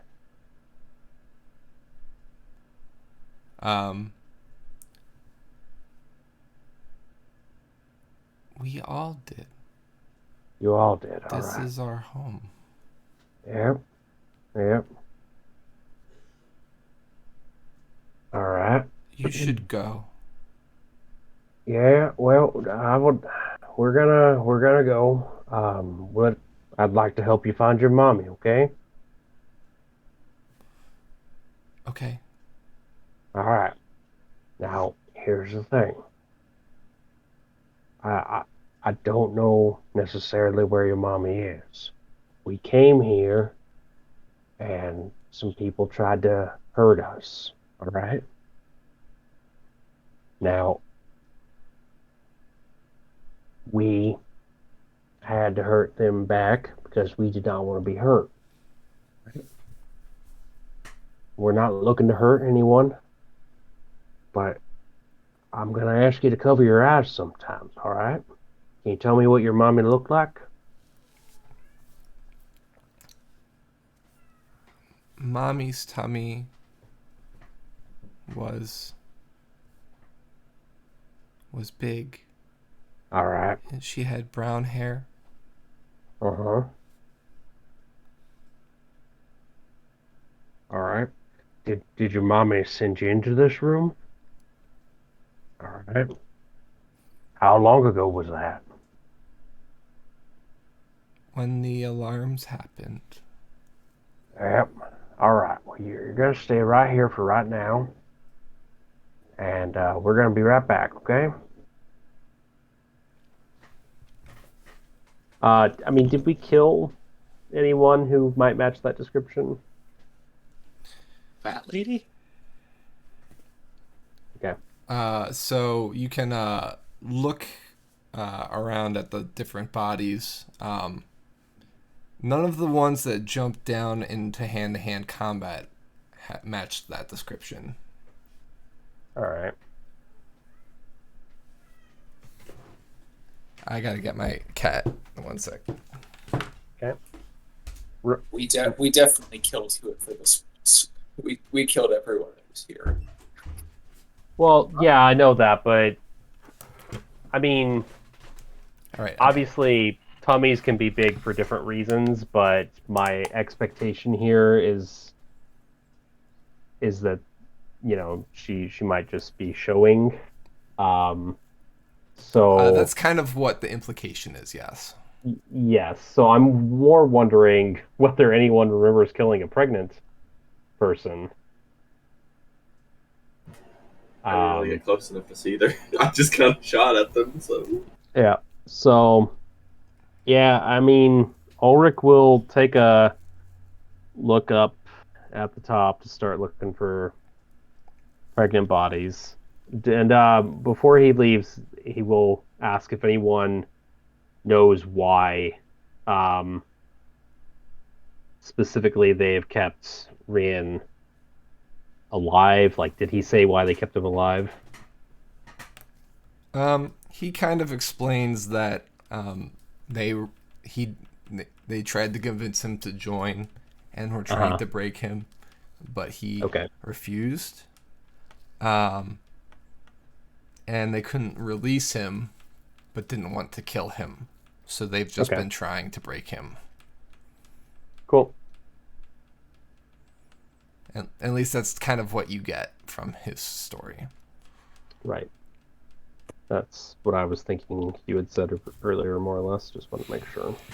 Okay. So going through the bodies, you do find that some are women and some are men.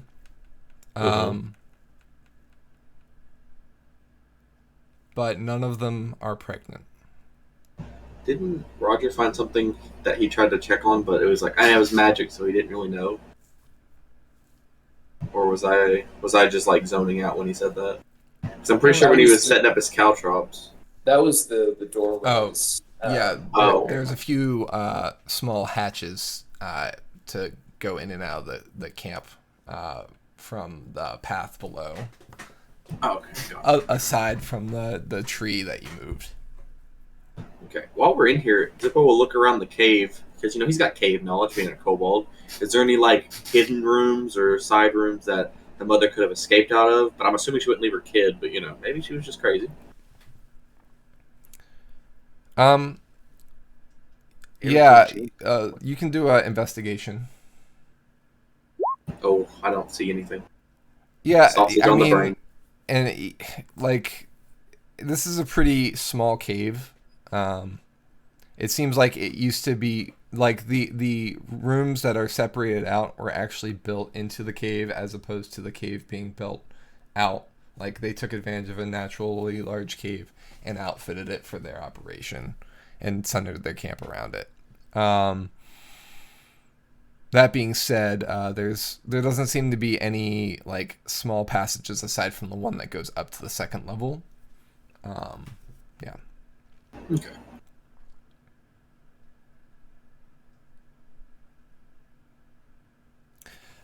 So yeah, if there was a pregnant woman or a larger bellied woman, she is not among those that are dead. So I assume that people are relieved to hear that. But I mean, they attacked us Yeah. first, so not absolutely. Does that mean she would have had more HP? I don't know. I have so many questions. While we're well, Does that mean that my my critical hits are even better? oh, I'm not So- going to answer either of those questions. I'll see you in the sidebar later. Yeah. Yeah, I think. Boy, I mean, I think we should just gather everyone together, all the party, and decide what to do with the kids. Okay. after his investigations, Zip will be in there talking to the kids again, and he'll go to the oldest one since he knows that she's 6. Obviously, since she's the oldest, be like, "You're 6. I'm 6 too."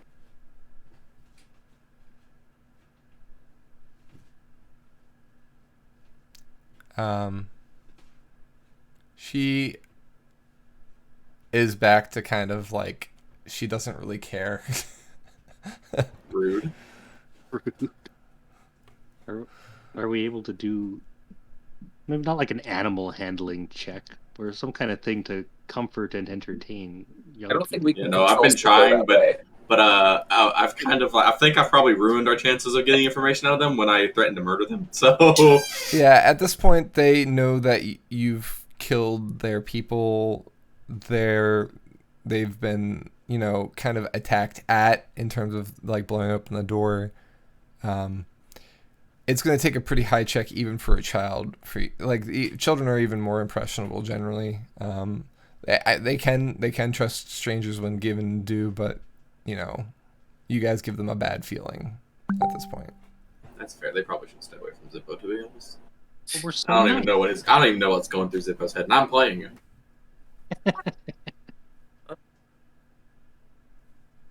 Well, typically, children have a very poor concept of death and dying, so they usually make great soldiers because of that. Like, are they able to help us if we can't help them? I mean, I'm not saying like meat shield kind of thing, but like maybe they know. We're not using the children as a trap. If we're The killing them, we're killing them. No, Alright, the best well, question I have is, if the party gets back together and we're all like discussing this, is we gotta we leave them here. They could live here because there's enough rations and water for them to live off of. Because I didn't take any of it because I don't need it. So we could leave them here and hope that their parents come back eventually in time for them not to starve to death. But then that also lays we've got in here, so we might have opened the door for any kind of animals. I didn't see any animals coming through the forest, but you never know. So that leaves, what if something comes and attacks the kids while we're gone? I'm okay with any option. I'm just, covering bases. Well, Right. we do know that there's more out there. There was attacks of 40 men on horseback. So presumably this isn't all of them. That's true. And, I mean, they did get that one warning horn off, so there could be more showing up as we speak. They could be headed this way right now. Yeah. And I kind of would feel bad if I killed more parents. Yeah, I wouldn't either, but I was just saying that to make Jordan feel better because I'm sure he's like judging me right now. So History Here's- is written by the side of the winning team, as you know. That is true. here's kind of what I think. I think that we close that door. We free the young man. All right. Yeah, he's already freed, and the door is blown open, so we're not closing that door. That thing is smithereens. I mean, right. I'm just saying. I was trying to give him kind of an in with the kids. When I say close it, I mean block it off in some fashion, so the kids don't see us working with him, right? If we can convince him to stick around and stay with the kids, I mean, the bandits clearly didn't want to kill him. I doubt he really wants to stay and be prisoner, but maybe he can use that as a bargaining chip of, well, I took care of the kids after everything went to shit. We could just give him one of their horses and some food. And hope he makes it to his family, which I'm assuming he knows where they're going. Right? No, I'm not worried about him getting by. I'm worried about the little ones getting by. I was saying if we could convince him to stick around and do a little bit of babysitting. I think the most likely result of that is he dies. I don't know about that. Why would the kids mutiny against him? You think? Right? I don't know why No. the bandits would kill him. He's just like Now- a big kid. He can take care of them in our stead, I guess. I mean, I don't know. That 6-year-old seemed kind of aggressive when I was trying to discuss how I'm a 6-year-old as well. I mean, Must be she- 6.5. You're just jealous. Shh.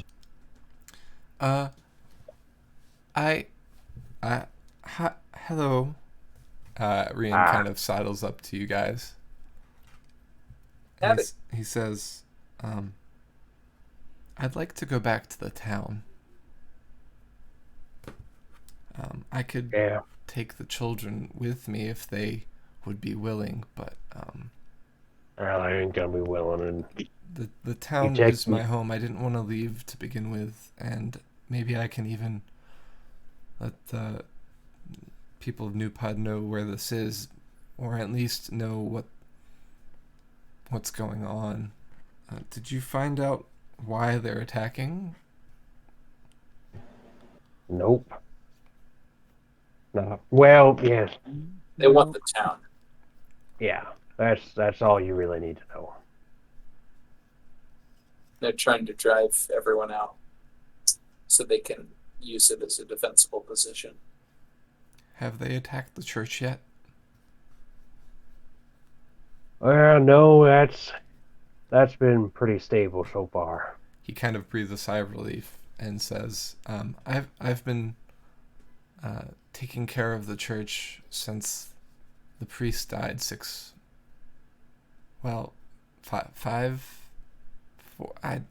however many months ago when he died. Sure. Um, Sure. Well, you'll find you got a friend up in the watchtower. Oh, Yeah, a kid from the general store. Sean. Yeah, I bet. He kind of like, there's a little bit of light in him again, as he hears like a familiar name and is kind of realizing the fact that he's not going to die like the gnome next to him did. Belzian congratulates him heartily for taking care of the church. Shakes his hand. You're a very good young man. He kind of looks around and is impressed that the camp is empty, and says, how many did you kill? Well- He looks around in amazement. All right, it's about 7 or 8. Both. Roger says 12.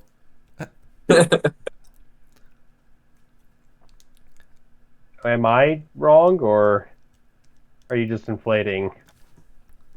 I believe there were 12, yes. Oh, wow. Okay. Oh, right. I forgot we switched map. Yeah, so there's 8 on top and Right. 5 Yeah. 5 below us. You've taken so many lives that you don't even remember how many. Well, Um, just a quarter of them. he actually at that point says, "Oh, well then we better go."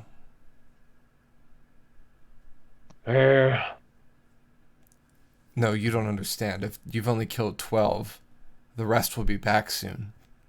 Right. Well, how many is that? 50. 50 more. There were 62 people.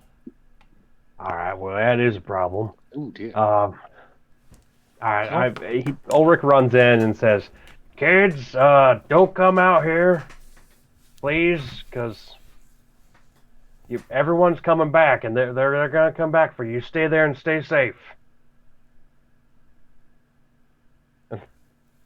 Then he leaves. Okay.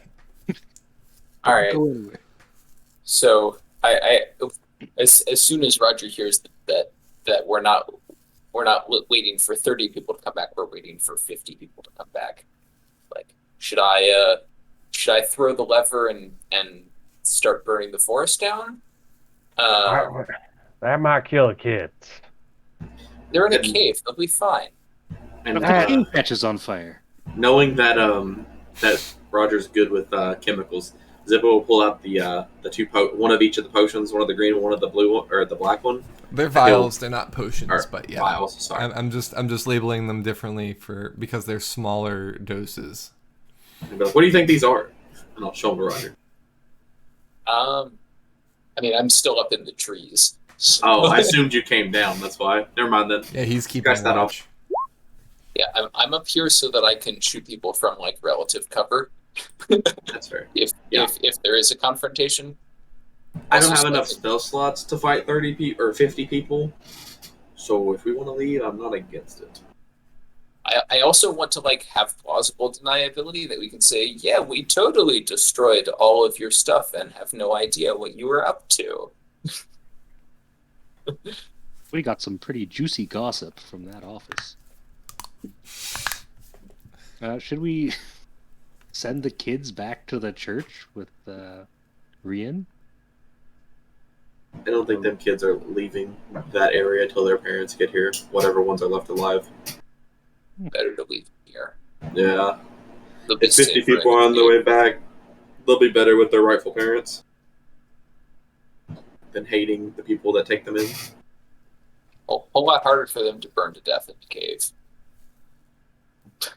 Again, it's not just flame that kills you; it's smoke and the cooking Smoke of the air.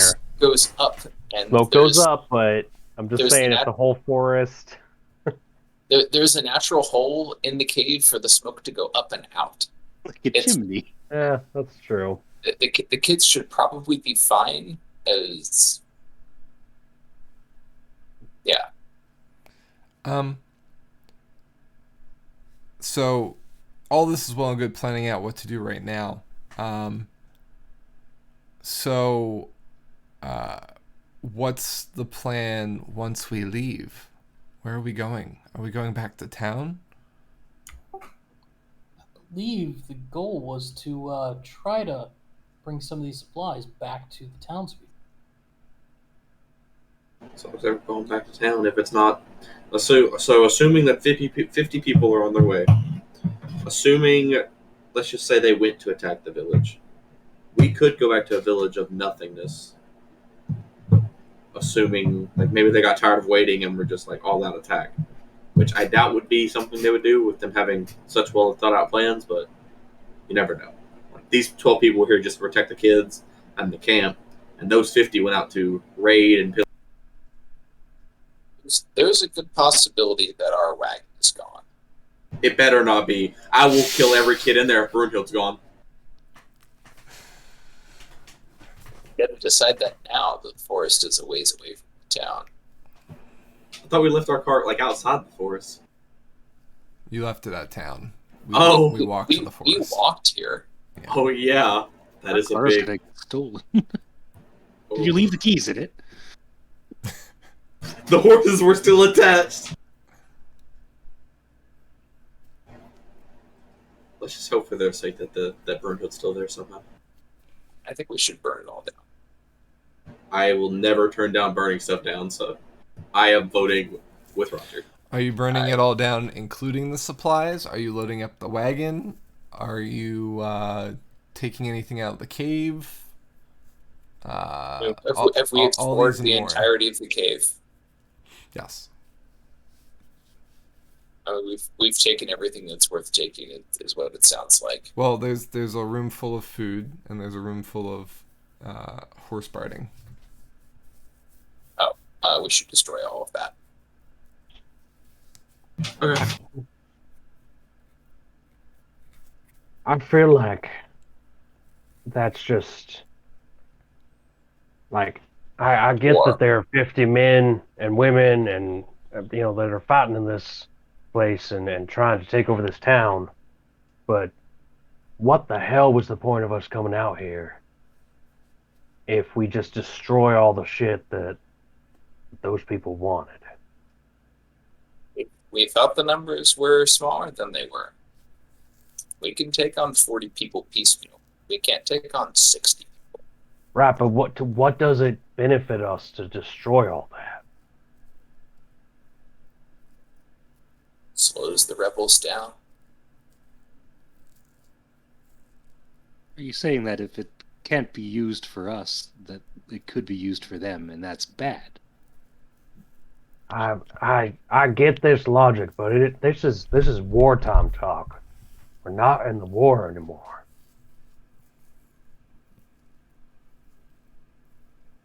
These bandits seem to think otherwise. They have concrete plans otherwise. And we took those plans. Anybody that meticulous has backups or has them memorized. Well, that's true. So we need to deal with them. But again, we're gonna starve a village. Like at the very least, if we leave it intact, we get to Jane, we notify, the king of what's going on. A force is sent here, and that stuff can. A well-supplied group of insurgents. No. I would submit that we compromise. We empty the supplies out. We put them in a wagon that's here. Take them with us, or hide them somewhere where the bandits will at least have some difficulty finding them. So we deprive them of the supplies until we can assess the situation back at the village. If the village is intact, we take the supplies there. If not, we burn it down. Question: how many barrels can I fit into my ring at once? You can take 2 small barrels under your arms and jump in. Remember, you're going in, so any of your possessions that are on you at the time. Gotcha. You only managed to take the 3rd small powder keg because you had it, like, you were kind of riding it in. You had it stuck between your legs. None of these barrels are that size. They're all, like, human size barrels instead of small size. They're much bigger than that barrel I showed you earlier on my bookshelf. I think we need to write off New Pod as lost already. If the force against them is this large, there's no hope. They're not equipped to deal with even a modestly sized group. Can we help them? Can we help them leave or help them stay and fortify? What can we do? We can steal horses and as many supplies as we can carry, and the best we can do is make the bandits not equipped to hold out. Well, I just need to remind you all that because you started setting fire to the place, initially, I thought, well, no sense in letting horses burn alive for no reason, and so I did free the horses previously. We're not going to steal any horses unless we can track them down. You left some on like the forestry because you went up to fight. there was 12 horses, and now you know why there was 12 horses. Right. Four of which Free you've five, rescued. six. There's 2 on the left and 6 on the right still. So there's Okay. 8 left. So we've got Enough We do for have some. everyone to ride out of here, including Rian. and there's a wagon as well. And 1 that could pull the wagon.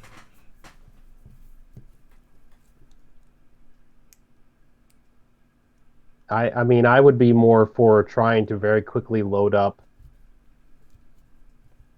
the wagon with some of this stuff than just burn it and letting it waste that way. But You have until I finish picking up my caltrops, and then I'm going to pull the lever.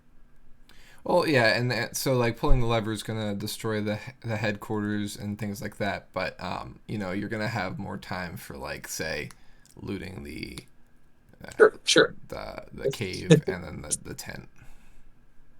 If we blow up the office, they won't know if we have their intel or not. They just know it won't be there anymore. Yeah. Which is cool. So wait, we didn't loot the tents yet?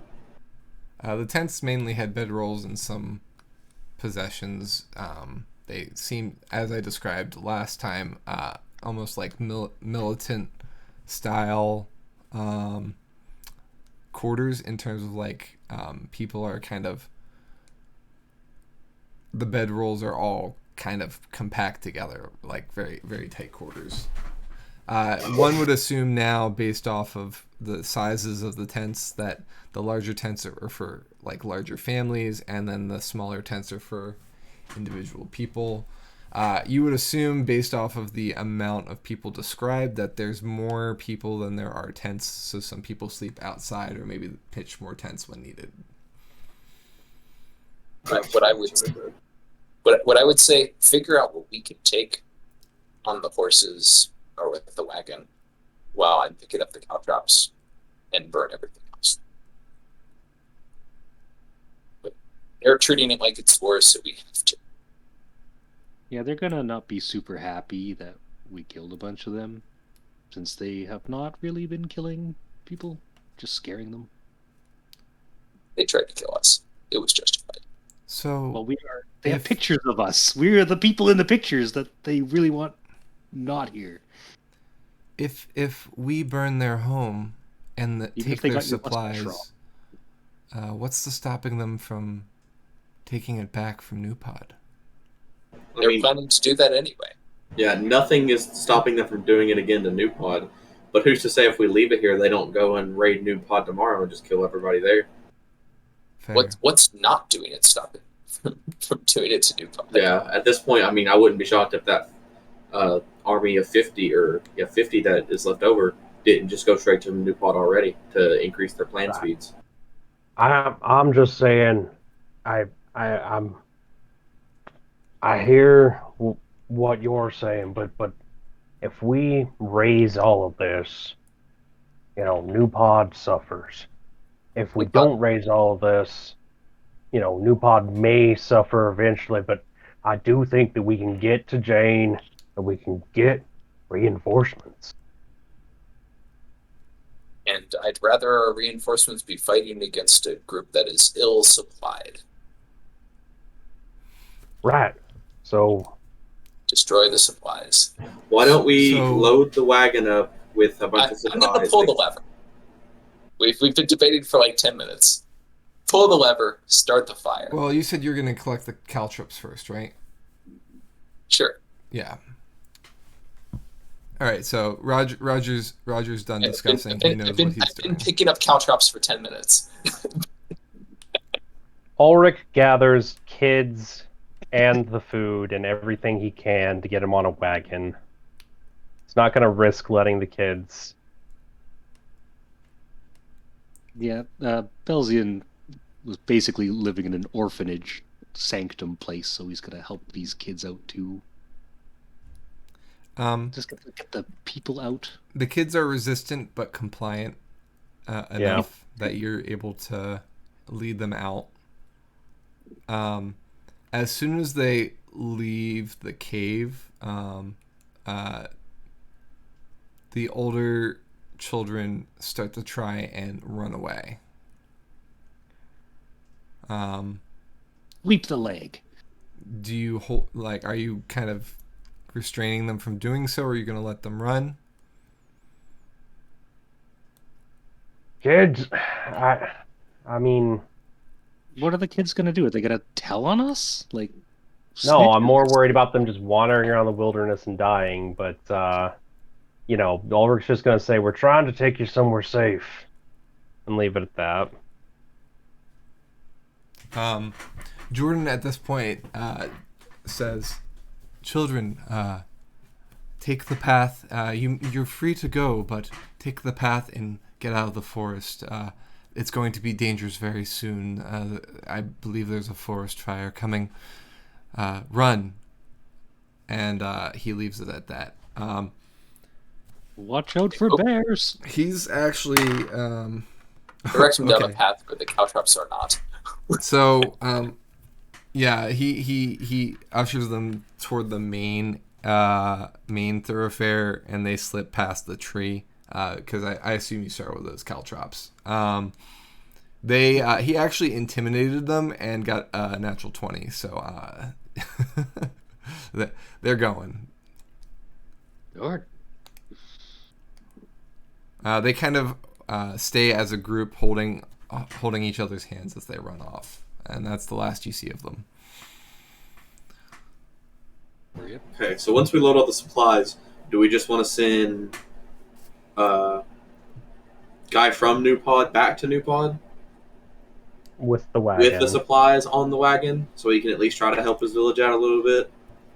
Yep.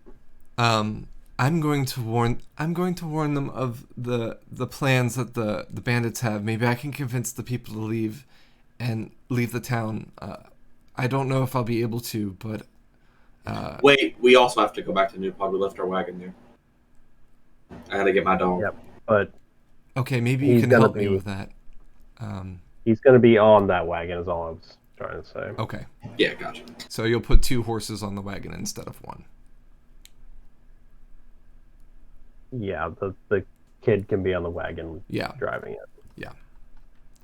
All right. Let's get some athletic checks from everyone who's helping load the wagon to see how much we get loaded in 10 minutes.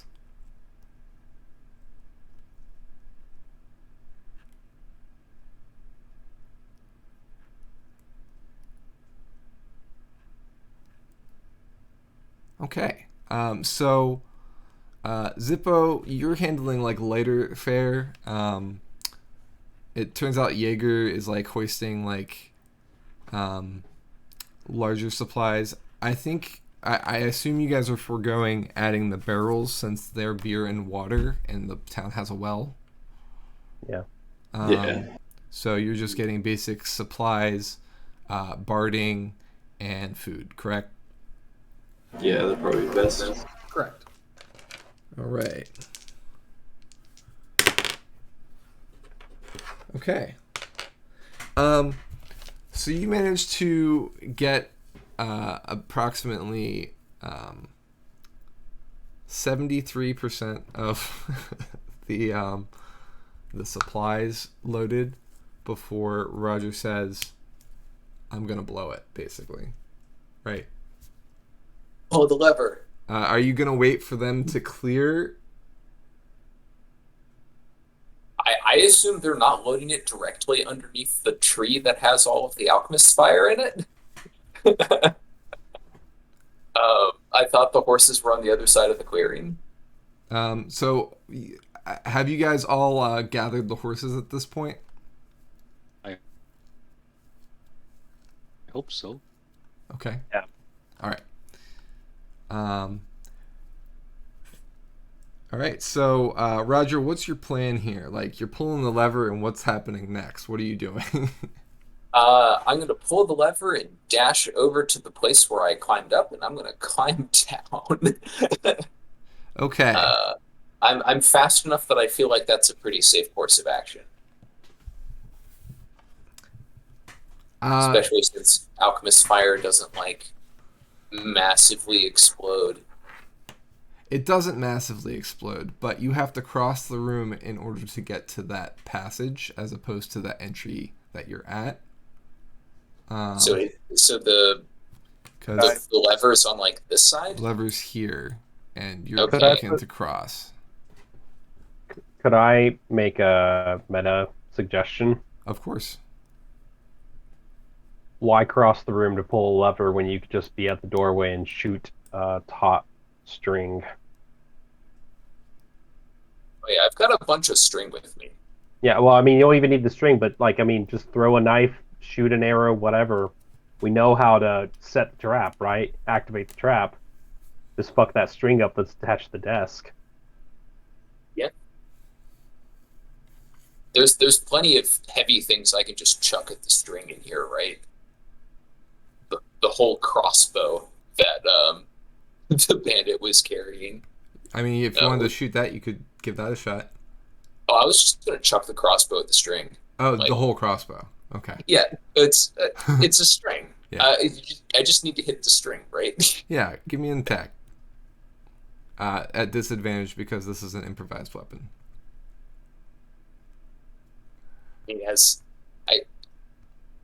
This sounds like the mechanics are going to make it more difficult than just shooting it, which feels counterintuitive, but One way to find out, I guess, right? Like we're all As- down here looking at this. Like, what is? Well, Jarvis I'm walking out with- assuming you're not like waiting around. You're like doing the stuff and like loading up the wagon, and then you're getting the wagon set to go, and holding Roger's horse for him. And Zippo, I assume you're probably preparing some sort of flame on as well. Yeah, Zippo will be preparing to. He's going to actually, after he gets a chance, he's going to pour one of the black vials out onto something, and he will create bonfire, like around it enough to get it to light on fire to see if it's like what he thinks it is. The black liquid bubbles and gives off a really bad smell, almost like pitch, but it doesn't light on fire at all. It instead evaporates and leaves a stain on the ground. Well, dang. So I'm guessing those are probably ink. I'm very sad about that. All right, so I'm looking for Roger's ranged attack at disadvantage. So just roll twice. I mean, I'm proficient with crossbows, so add my proficiency bonus. to You both are of those. proficient with crossbows, but you're throwing the crossbow. You're not shooting the crossbow. All right, well, 19 then. Yeah. Okay.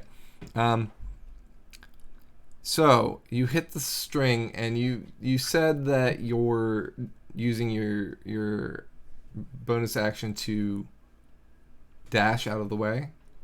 Yeah. Okay. So 6 seconds after that happens, approximately, all of the alchemist fire drops at once. That's 15 alchemist fires at 3d6 each. So that's 30, 45, right? So let's see how much damage that is just for kicks. Roll 45d6, right?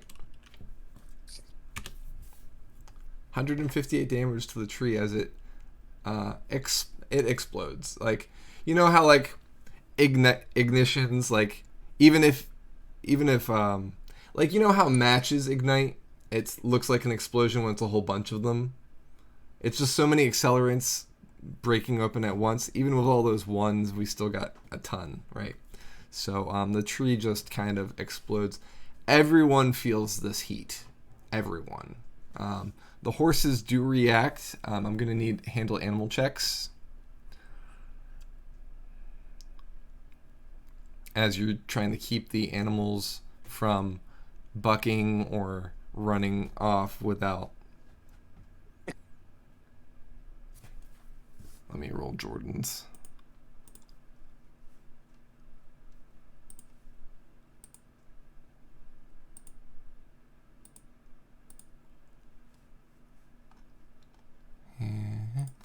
I don't think I rolled anything over an 8 today. All right. Well, everybody makes it. And fortunately, Roger, your horse is being held by Jordan because nobody else said that they would be holding it. So he's got one horse and he's on the other horse. So Roger, you I assume go down the tree, get on the horse, and we ride out of here, leaving the tree open, and the fire is spreading. You see that some of the bridges are already collapsing from the intensity of the burn, and cinders are falling on the ground and catching dead leaves and things like that. And descents, hopefully. Yes. As we're riding away, and Zippo sees that, his eyes just light up. Like, that's the best thing he could have ever seen in his entire lifetime. You're welcome, Zippo. I gotta say, it was really fun rolling 45d6, but it would have been even funner if it was in person with you guys. Dumping Facts. that amount of dice would have been so good. That would have been hilarious. Would have been like, all right, we dump it out, and you're like, all right, 1 second, walk out, come back in with a bag, dump. I mean, I have enough dice for that. So do I. I don't. I only have like 4 sets. You got to get Chessex makes these like really tiny D6s Right, that you can yeah, buy that's in what I like have. packs of 36. Right. And they just add a couple extra. And then No, I would my have wife also and been I able to both grab have some a of the set. dice and say plus sneak attack, and no, I'm just kidding. Anyway, so we ride out of the woods following the. Which path do you go down, left or right? Who's leading?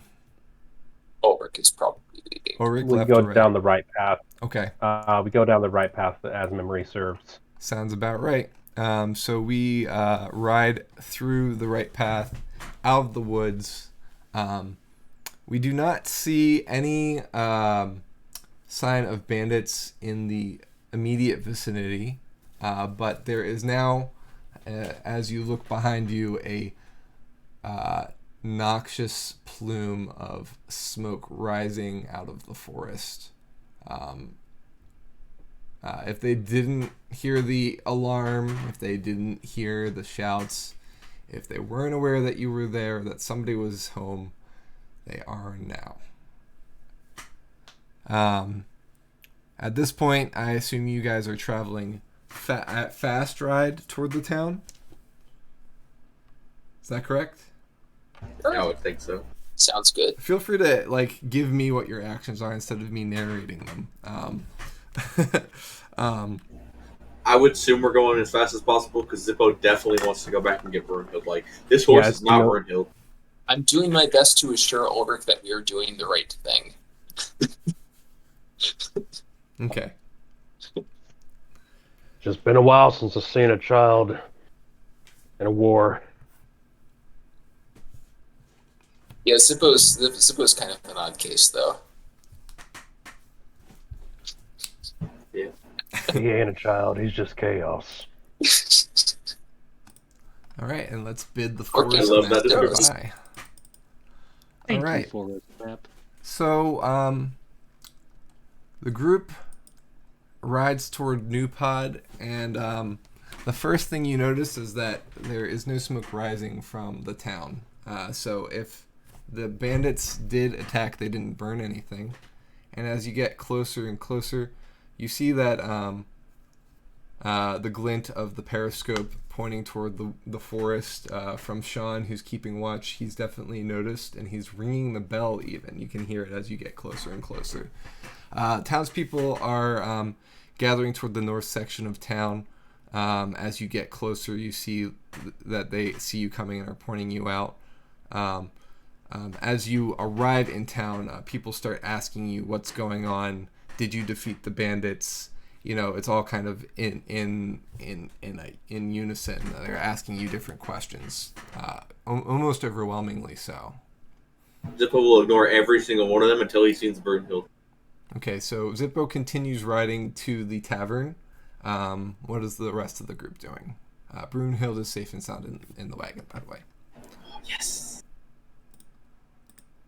Answer questions as well as we can. Let them know that there are 50 Attempt more. CPR.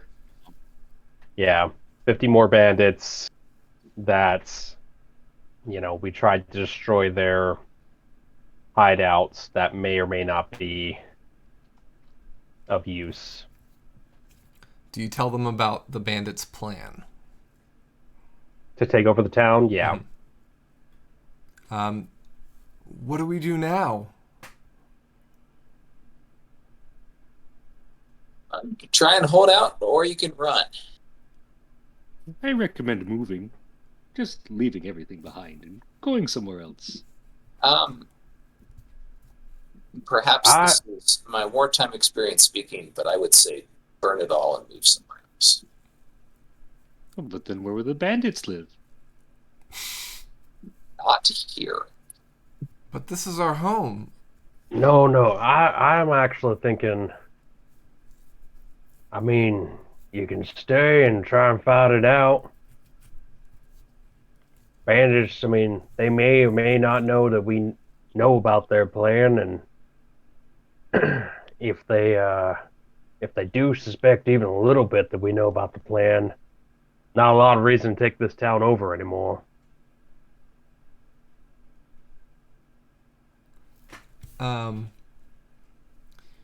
Yeah, some people begin talking about things that they could do.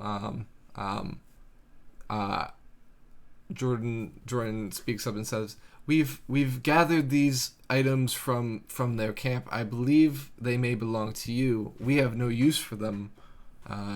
You may take them and do with them what you will. There are weapons here that you can arm yourselves with. Perhaps you might have a standing chance now. But I would recommend maybe even fortifying or gathering everyone in a place that would be fortifiable until this threat is eradicated." Ulrich, you said you had a plan for what to do next. Well, we need to go to Jane. Yes. Let them know about this. We are going to Jane, and we are going to let them know about this. Some people speak up and said, Jane ain't helped in the past. They haven't even sent any city guard.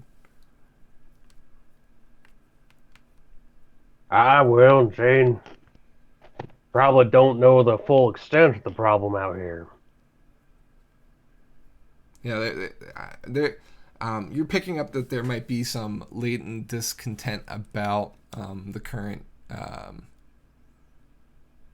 kingdom's support of their town, which, for an insurgency taking up residence in this area makes a lot of sense, right? For sure. So it might even have swelled the numbers of the bandits in the past. Obviously, not everybody took it to such a degree, but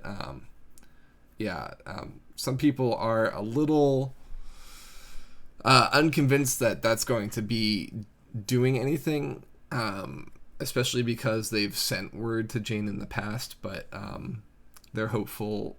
There's some people speak that they're hopeful that you've given them assurance. So it's kind of a mixed bag. I think for anyone who openly is like, that's not going to work, Ulrich will say, hey, look, they probably don't know the full extent of this because you clearly didn't know the full extent of this. And also, if you feel like you're not getting the support you need, maybe you need to, be able to protect your own self.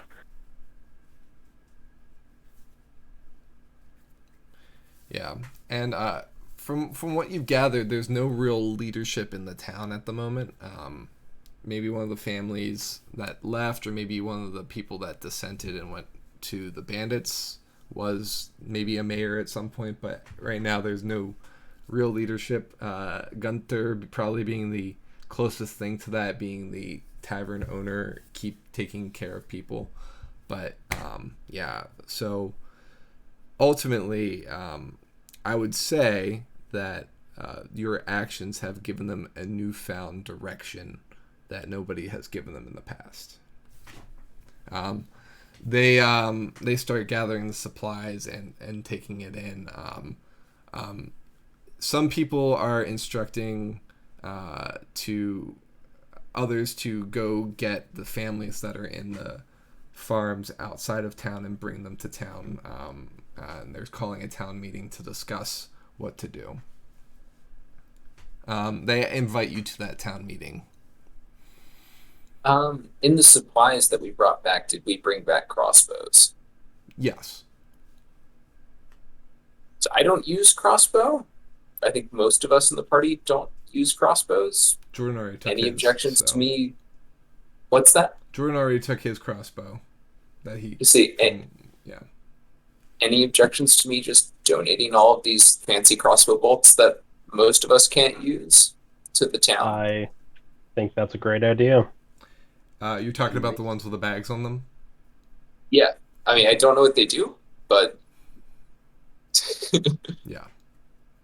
I don't know if Jordan wants them. He's really the only person in the party that's using a crossbow. So He'll take one of each color just to experiment at some point, but he doesn't take any more than that. I'll donate the rest to the town then, 'cause I got no use for them. And if Jordan doesn't want them, then the party doesn't really have a use for them either. Okay.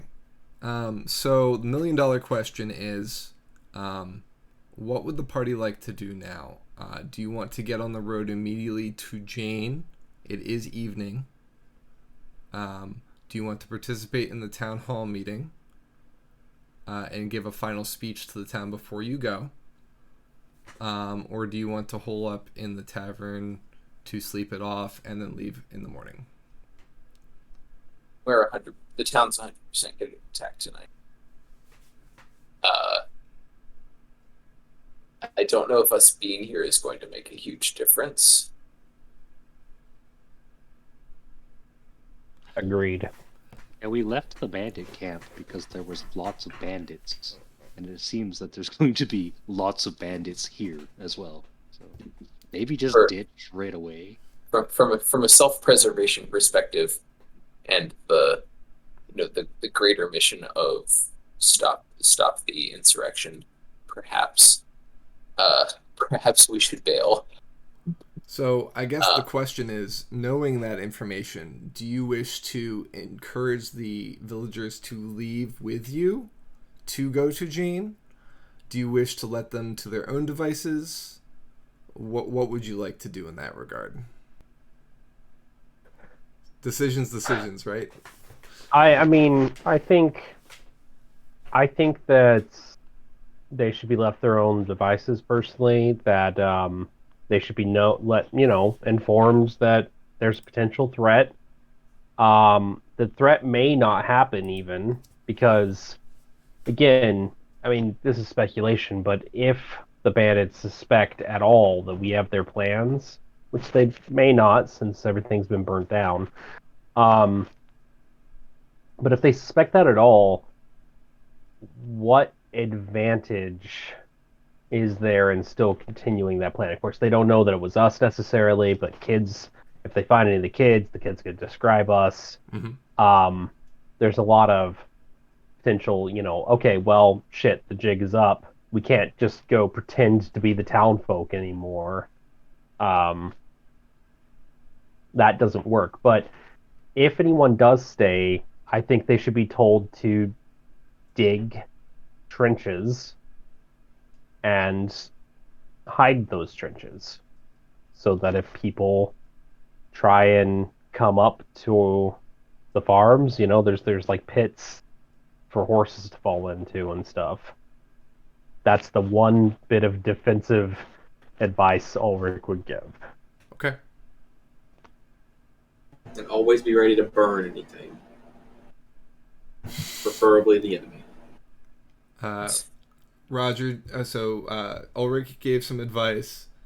Zippo gave some advice. Jaeger, Roger, or Bane, Belzian, do you have any advice for the townspeople? My advice would be demoralizing, so no. Okay. Roger keeps silent.